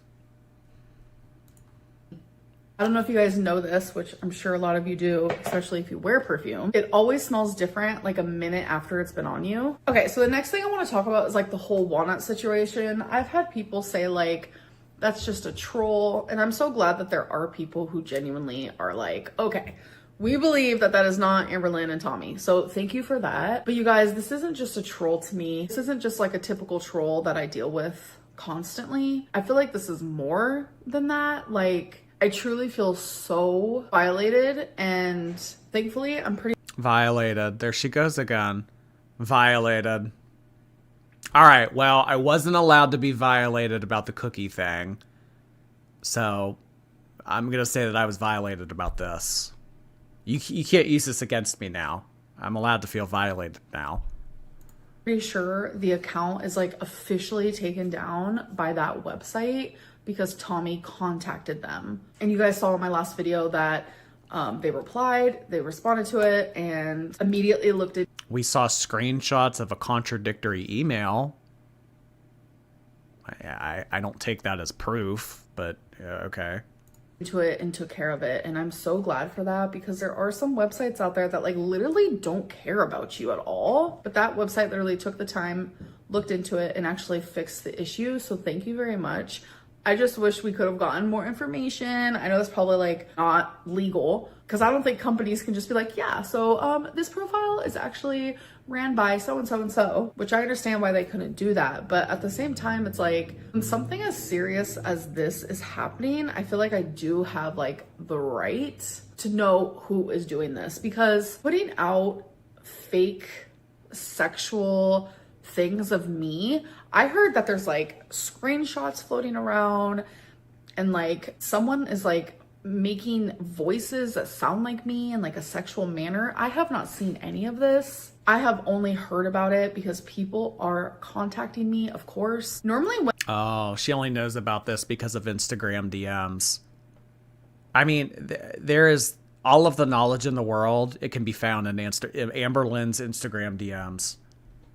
I mean, the cure to any disease, the cure to world hunger, the cure to climate change, it can all be found in Amberlynn's DMs on Instagram.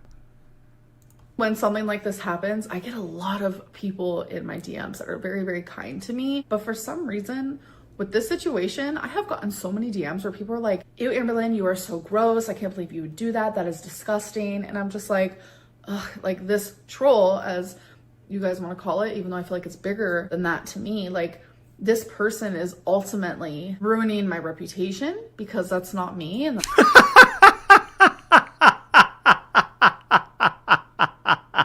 Yeah, this is what is ruining your reputation. This is what ruins your reputation. Yeah, no, not over a decade of you being a piece of shit on the internet. No, the fact that a $12.99 explicit cookie video went up of you on some weird website. Yeah, no, this is ruining your reputation on the internet.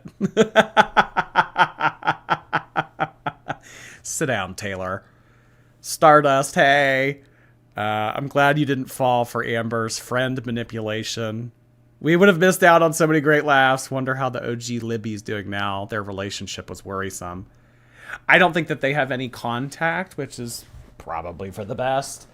Yeah,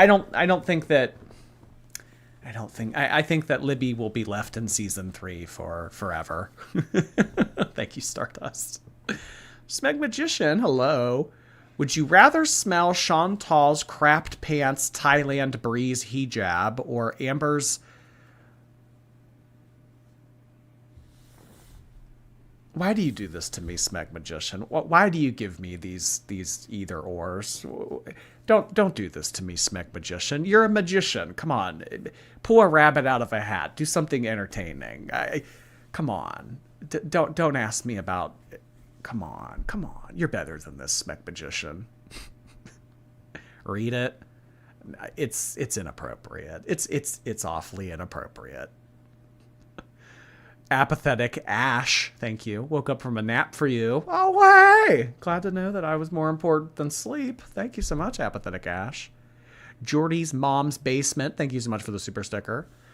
Jordy, take my super chat V card and shut up, galaxy emoji. Good day from Sydney. Please say hi to my husband, John, and newborn baby, Toby. Oh my gosh, hello to John and Toby. Glad that you guys were able to join us this evening. Well, no, you said good day in Australia, so that's probably more like daytime. Okay, all right. You Australia people being in the future, thinking that you're better than us Americans. Gosh darn it. Thank you so much for that. Have a great day, guys. Oh, sorry. Good day. Good day. Did I do good? Shiny, thank you. If Amberlynn could lose weight, if only she could lose weight instead of friends.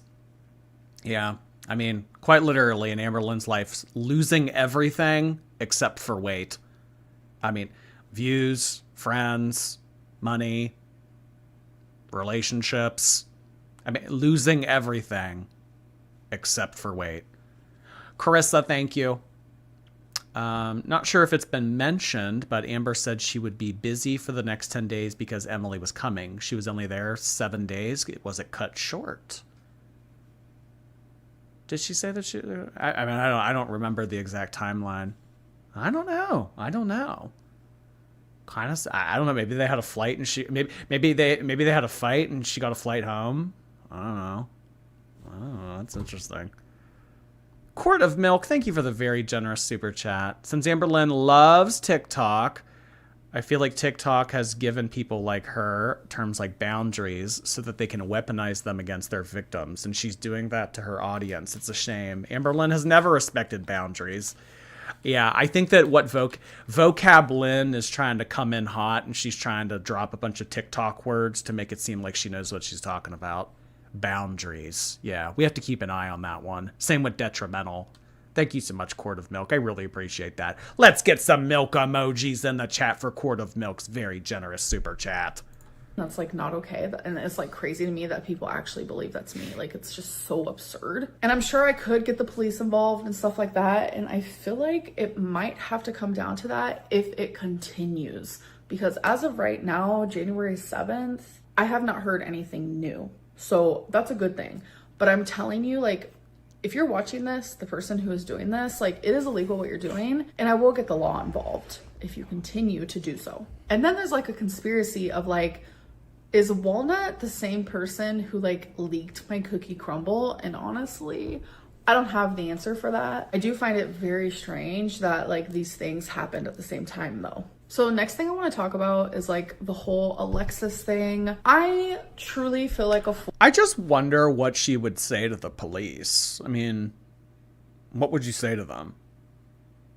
Because the email told us that really no wrongdoing was done and there was no example of revenge corn. So what would you say to the police? There's an anonymous count on some weird website. Well, the police would probably tell you to take it up with the website. I don't. Maybe she could get the cops to contact the website.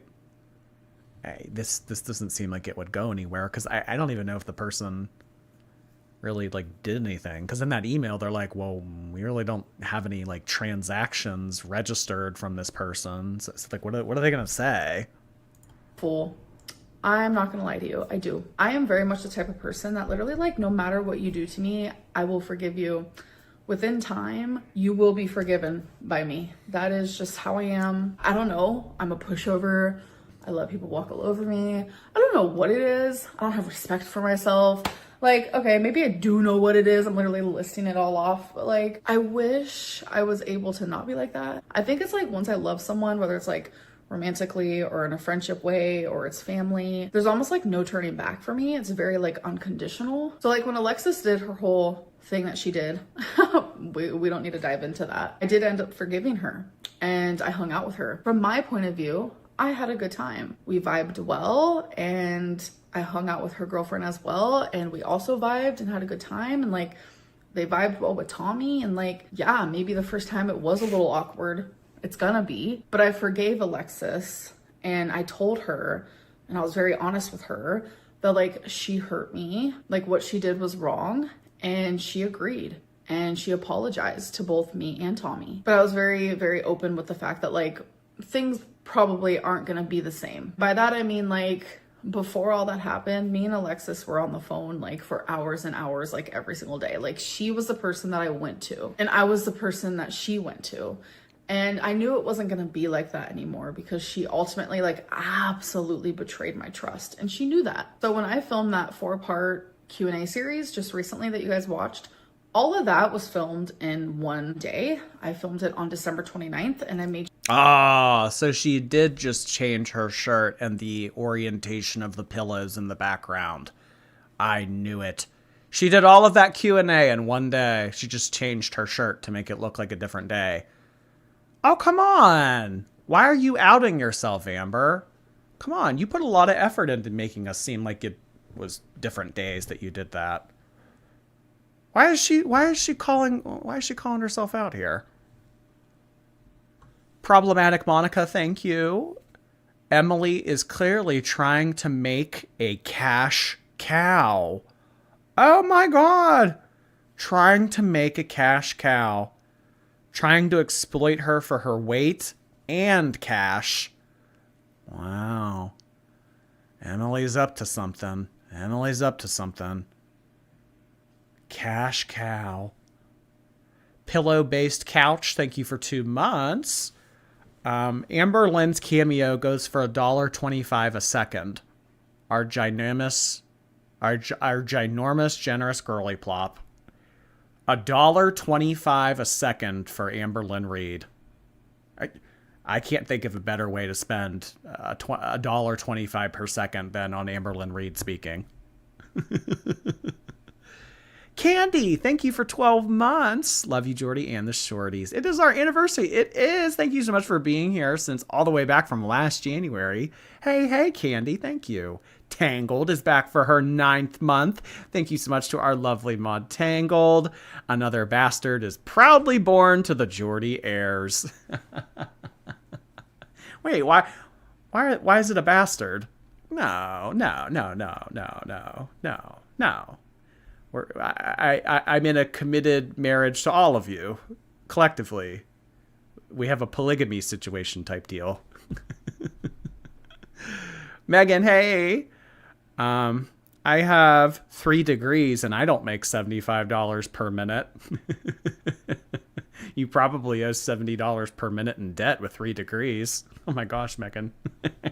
Thank you. Make sure to put that in the description so you guys knew that. I did change my shirt because who wants to like sit there and watch me do 4 videos in the same outfit? Like, I know I wouldn't want that. So during that Q&A series, I mentioned in it that no, Alexis is not the one who did the cookie crumble. And people asked if I resented her and I said no. And I was saying how Alexis is in like her happy healing era and that she's very understanding and patient and kind with the fact that like things aren't how they used to be. But I said those things and scheduled those videos before Alexis went into Jordy's chat and was saying things that genuinely hurt my feelings. Saying that I could have leaked the video, saying that she only met me for the plot, and kind of betraying me again. I truly never thought that she would do that again. So obviously when I saw that she did that, because people were messaging me and they were like, Alexis is doing it again. And I was like, yeah, not because Amberlynn was here to see for herself. No, she never comes into my live streams. No, she was told about it through Instagram DMs. Well, people were in my Instagram DMs telling me that Alexis was in Jordy's chat. Yeah, no. Not because Amberlynn was here to see for her own eyes. Oh, God. Stevie Ray, thank you. Emily's unemployed now, so she's trying to get her pay pig hardcore. Cameo merch, not feeder content. Hey, Jordy, and all you girls. Oh, my gosh. It'll be interesting to see. It will be. Thank you, Stevie. Do the diligence. Thank you for becoming a member. Hey. doing what? Like, I was literally so confused. I thought people were lying. So I asked for a screenshot, like, show me proof. Oh, and girl, they supplied. Like, my heart dropped to the floor. I was like, damn. So obviously I contacted Alexis and I asked her like, why would you do this? And we just communicated back and forth on Snapchat via like voice messages or whatever. And from what I got out of it, she said that she didn't feel like I was an active friend in her life because I didn't communicate with her as often as she wanted me to. And that's just, it's hard for me to wrap my brain around because it's like, I understand that her and I do not communicate as much as we used to. Like again, it was daily, but I personally did not feel comfortable communicating with her daily. And I think I have every right after like... Don't bullshit us, Amber. You hate her. You hated her for what she did, and that's fine. The audience would respect you more if you could just own up to that. She betrayed me. She went to my enemies and sought comfort in reaction channels. She became a reaction channel. You can say, I hate her. You don't need to be fake about this. I don't understand why she thinks she needs to be fake. I mean, I know why she thinks she thinks that Alexis will just, come after her again. But I mean, you're kind of just arriving at the same point that you're trying to avoid by being her friend. I mean, by trying to be her friend and be fake nice to her and stay friends with her, like sort of, kind of. I mean, you guys are look what's happened. You guys still hate each other. You guys are still fighting. You're still in an active war against each other. I mean, fake liking her, that didn't solve anything. Just say you hate her. Be real for once in your life and say, yes, I hate Alexis. What she put me through. I truly believe that you can have friends that you talk to once a week or every other week. I don't think that you need to talk to your friends every single day. Like, I have friends that I only talk to like once a week, and we have a strong relationship and a strong bond, especially once you're adults. Like, people get busy. But that's what I took out of what Alexis was saying, was genuinely just like, I did this because I don't want people to think that I leaked the video and you aren't even like an active friend in my life, even though I genuinely thought I was. I just wasn't speaking to her enough. I felt like you should respect your friends regardless of how often you speak. Like, I would have never came on here and said anything bad about Alexis. I just wouldn't have. Of course you wouldn't have, because you know that she'll fire back at you with ammunition. See, that's why she thinks that she can get away with trashing Beck. Well, Beck won't stand up for herself. So I'm going to shit all over her. So, yeah. That's why she feels comfortable going up against Beck, because she feels like Beck is still submissive to her. Like, Beck can't stand up to her. Well, guess what? Beck did stand up to you. She got rid of your ass. She doesn't want to say shit about Alexis. I'm sure that she knows embarrassing things about Alexis that she could say, but she knows that Alexis is a loose cannon, and a loose cannon that will have more to say about her. I think she's afraid of Alexis. That's why she's not completely shitting on her. That's why she's not saying she doesn't hate her. That's why we're getting this whole like fake, oh, I still like her, we just don't talk kind of thing. Amy, thank you. Amber's money can't be garnished. Oh boy. Gotta make it work somehow, I guess. Mel, thank you. I'll be back for the replay, but I found this niche part of YouTube in the awful period of humanity. You should do a Q&A like our girl. Be our favorite girl. Love, catch you later. Thank you so much, Mel. I appreciate that. Thank you. Glad that you were able to find us. We are a strange corner of YouTube. Carissa, hey! Imagine spending $75 to listen to Amber talk about herself and say hectic, looking like crap with her crap hair bun. Oh my god. Someone will buy it though. Someone, now, as ridiculous as we see it as, $1.25 a second to talk to Amberlynn Reid, someone will pay it. Ears of Corn, thank you. I bought a Cameo back when they were $20. I asked for advice and she made it about her, as I figured she would. Well, hey, you get what you pay for. You ask Amberlynn Reid advice and she talks about herself. It sounds about right. I don't do that to my friends. I don't do that to the people I care about in my life.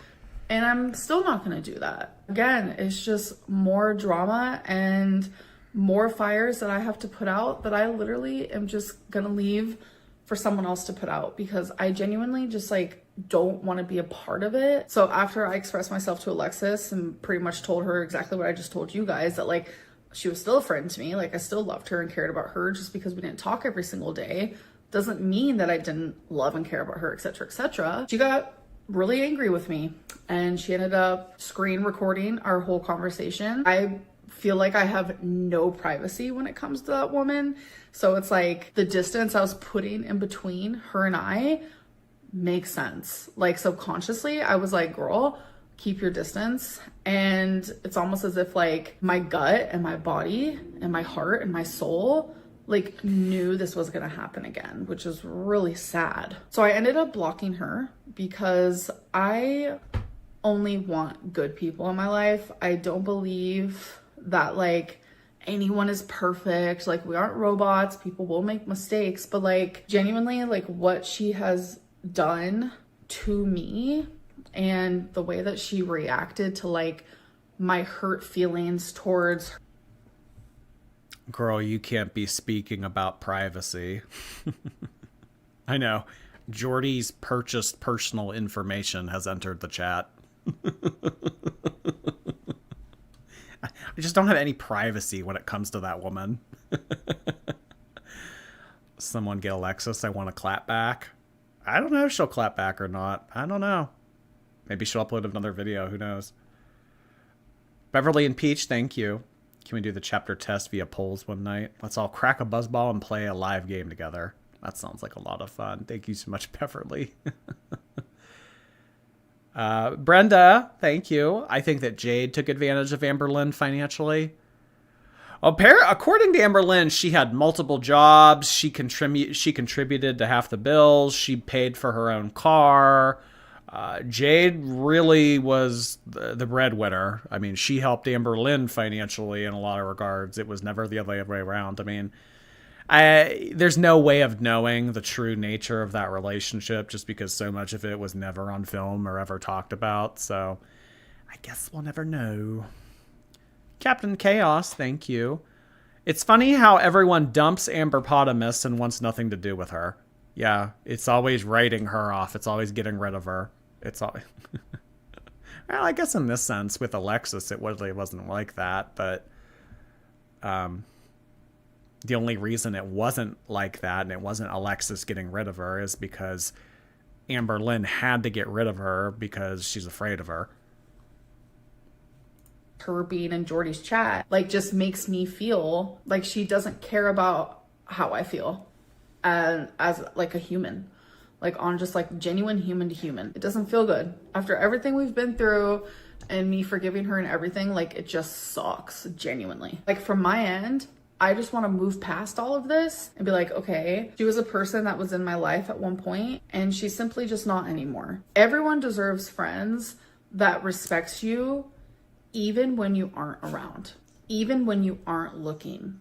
You deserve friends that will respect you regardless of how often you speak or anything like that. Literally, it hasn't even been 4 hours since I filmed this, and there's already an update. I'm literally in the middle of editing this, and all I can say is, fool me once, shame on you. Fool me twice, shame on me. Alexis has since leaked our conversation. I genuinely don't understand the point. You are not a good friend to someone whenever you have disagreements.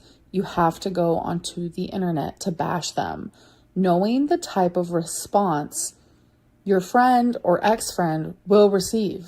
I personally want no part in this, so I'm going to finish editing this video.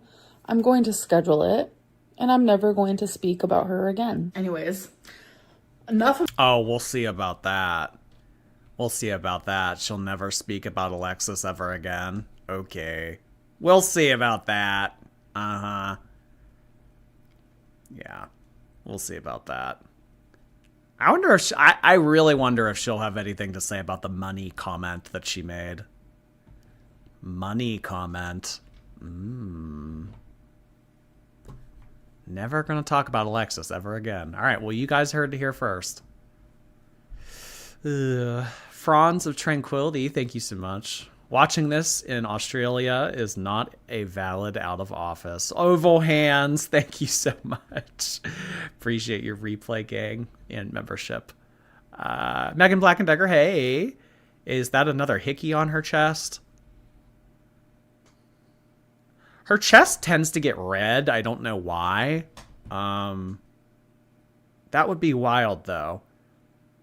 To the point where you're getting hickeys, like someone biting your chest. I don't get it. I don't see why that would be pleasurable to anyone, but I don't understand being laid on either. So who knows what they get up to. Captain Chaos, thank you. She'll never take accountability. She lies and lies constantly. Just look at her smug face. Amberlynn and lying go way back. Thank you, Captain Chaos. Me rambling. So one more thing, your girl did start semaglutide, and Tommy was actually the one who gave me my first shot. So I'm gonna show you that clip here. Okay, you guys, so my tripod's like lost in the wildebeins. I have to find it. So perfect timing. My semaglutide got here today. So Tommy is gonna give me my first shot. I'm nervous. I get the nervous jitters prior to this every single time, but that's okay. All right, you guys don't get to see my tum-tum because that would be embarrassing. So it's 50 units. Let me choose my spot and then get the alcohol pan. Why do I get so much anxiety with this? I hate needles, you guys. Oh, to the 5, right? Yeah. Pinch the fat. Well, that's if you don't have like a lot. Baby. Okay, we'll pinch it 5 seconds. Wait, is that her like making fun of her? You only pinch the fat to give the injection if you don't have a lot of it. Is she like making fun of her? Well, that's if you don't have like a lot. Baby. Okay, we'll pinch it 5 seconds. Why'd she say baby after that? Why is she telling an RN how to do it? Because Amberlynn knows best. She's, have you forgotten? She's Dr. Lynn. Dr. Lynn supersedes RN, random RN from TikTok. You only pinch the fat if you don't have, like, a lot.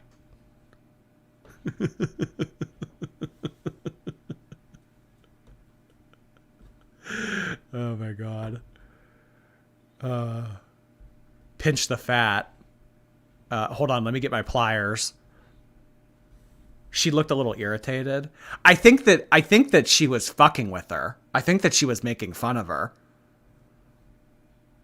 And Amberlynn was like, by saying baby, she was saying like, I'm really stressed right now. I'm anxious about the needles. I would appreciate it if you took this seriously.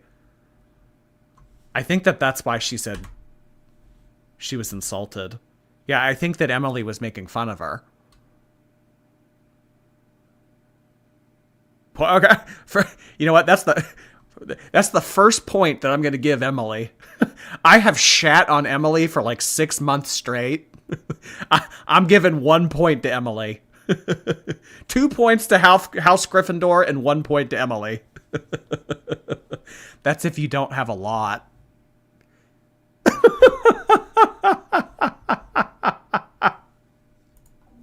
Well, that's if you don't have like a lot. Baby. Okay, we'll pinch it 5 seconds. You want me to hold it in?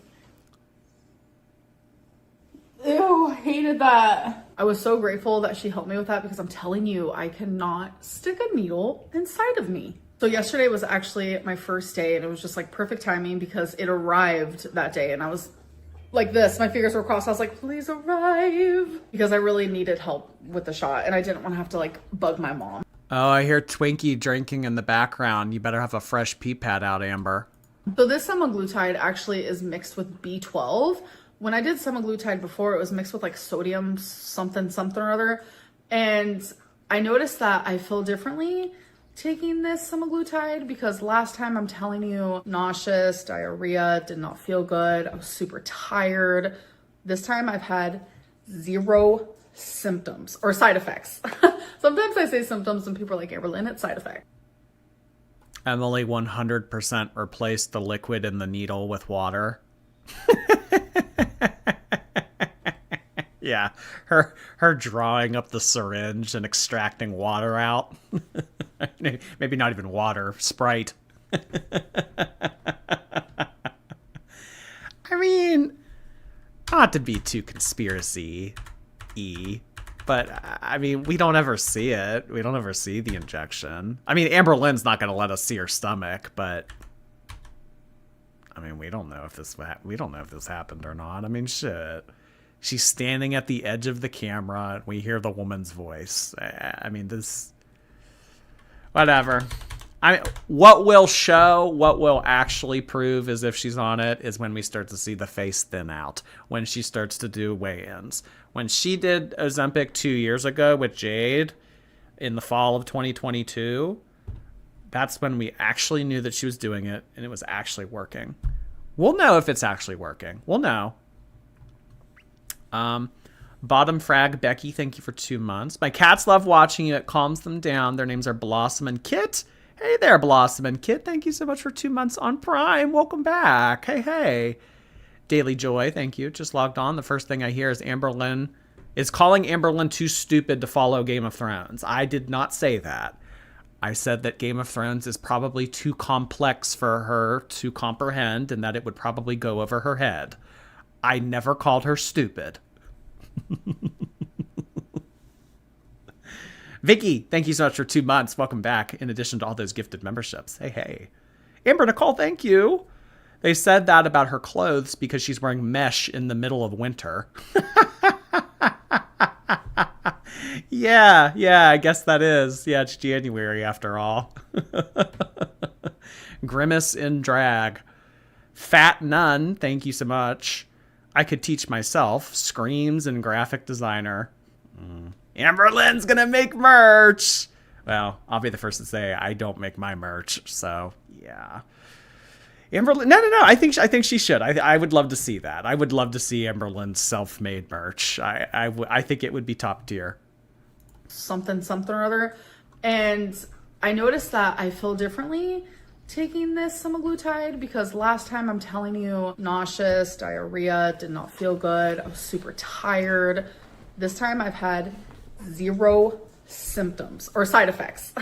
Sometimes I say symptoms and people are like, Amberlynn, it's side effects. So far I have had 0. So I guess that's a good thing.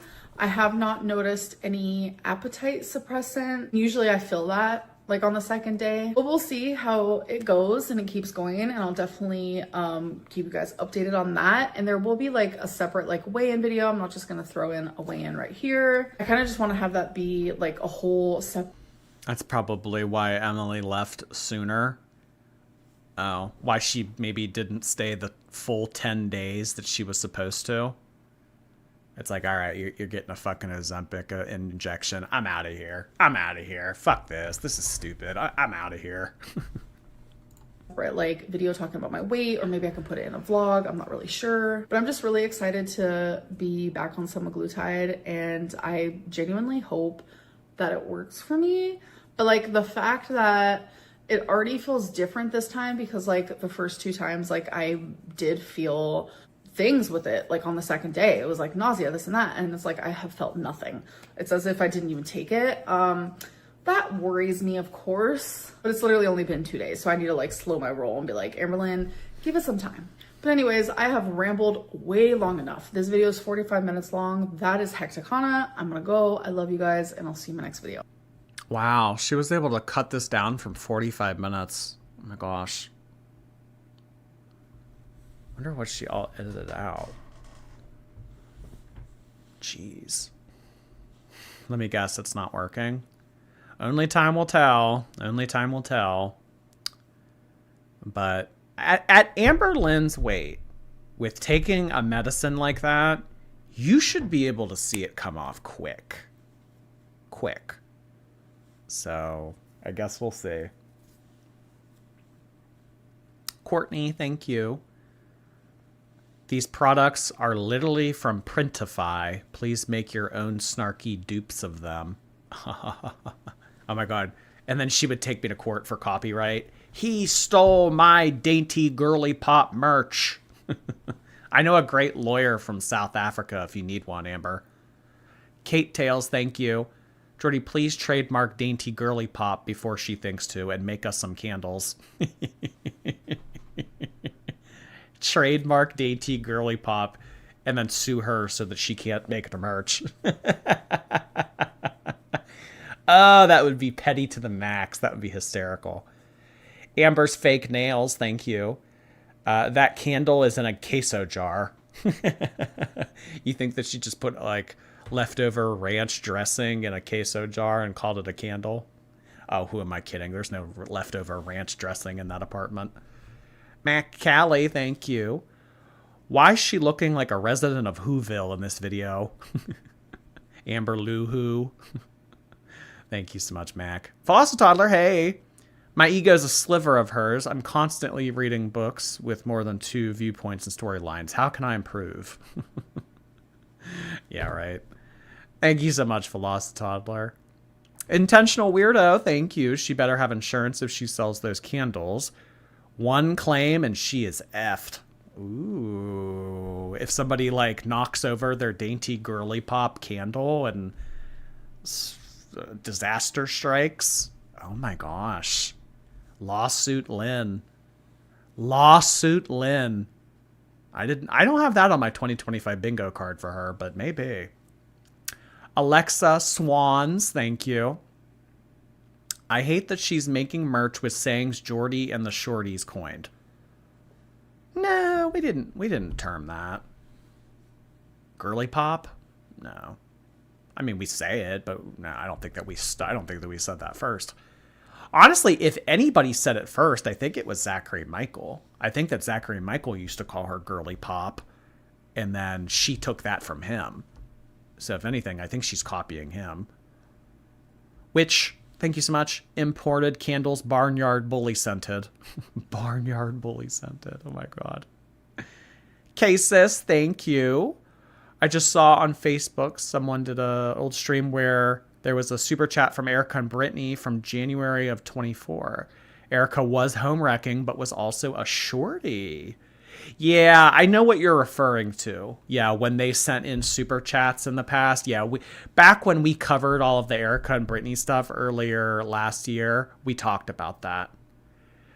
Candy, thank you. Super chat V card present. Here's to another fun year with the shorties. Thank you so much, Candy. I really appreciate that. Here's to another fun year. 2025 is going to be a good one. I can just tell. Toddler, thank you again. Imagine the entire fridge door taken up by amber magnet and then a Dr. Now one above her freezer.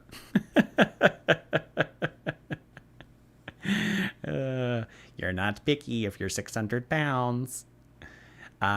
Ava, thank you. Getting my wisdom teeth out February 13th. Oh, right before Valentine's Day. Oh, gosh.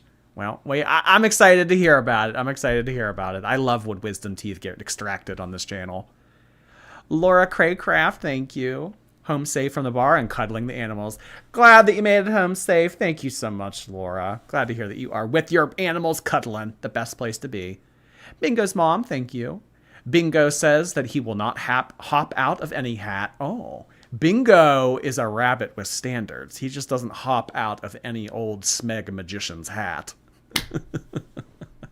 I love it. I love Bingo's ego. Storm Movement, thank you so much for that. Chione, thank you for becoming a member. Capybara Cake, thank you for becoming a member. Ghost of Rarity, thank you. Amberlynn's candle scent, Rain and Petals. Oh my god. And then a separate candle, Eavesdrop. Honestly, if she were a smart businesswoman, she would have 3 different candles. Rain, Petals, and Eavesdrop. I don't know. And then maybe a 4th candle that's called The Wrong Word. I don't know. That's too funny. Dirty Furby, thank you. The high fructose corn feeder really has her speaking like an actual adult in this one, rather than filling her betrayal video with crocodile tears. I think that she wants to distance herself from Alexis because she's afraid of what Alexis might do. So she's not trying to give it a lot of emotion. She's not trying to give it a lot of attention. She's just trying to move on because she doesn't want to go up against Alexis. Chione, thank you. Just got done crocheting some frogs with booty cheeks. Have somebody. Hope everyone is having a good night. Thank you so much for that. Oh my God, that sounds hysterical. Thank you, Chione. Sounds like you have an interesting hobby. SP, hello. Always happy to catch you live. Got here faster than a hectic situation type deal in a hurry. Oh my gosh, is that as fast as a beanbag? I don't know. Thank you so much. I'm so happy that you find these live streams entertaining. I'm really happy to have you here, SP. Thank you so much for sending that in. Much, much, much appreciated. Is she still peeing in the shower? Oh, she'll tell you now. Oh gosh. Oh boy. Patterned pee pads with Twinkie's face. Yeah, there's a lot of merch ideas. Emily looks like Barry Keoghan. Keoghan. I'm picturing that person in my head. I don't know about that one. He has like a more distinct face shape than her. Maybe like the eyes a little bit. I don't know. All right, everybody. That is going to be it for our Tuesday night live stream. We will be back tomorrow for some more shenanigans. I really appreciate you guys being here this evening. This was a lot of fun, as always. Thank you so much to all of our members, all of the replay gang, all of our chatters, all of our participators, silent viewers, bit senders, membership gifters, super chatters, super stickerers, everyone of the sort. If you are here watching my stream, I really appreciate it. Thank you so much, guys. Have a good rest of your night. Go forth, be warm, be normal. And I will see you tomorrow. Oh, ferret business, thank you. Doritos and pizza scented candles. I think that at one point Pizza Hut did make candles. It was either candles or perfume. Pizza Hut did. I don't think that they do anymore, but they did it. I mean, shit, you can find anything on the internet. Pizza and Doritos flavored perfume and cologne. Yeah. Oh, yeah. Definitely. I don't know, Amberlynn. If you're going to be entering this businesswoman arc, I mean, I don't know. You should be maybe taking some of these ideas, write them down in one of your journals.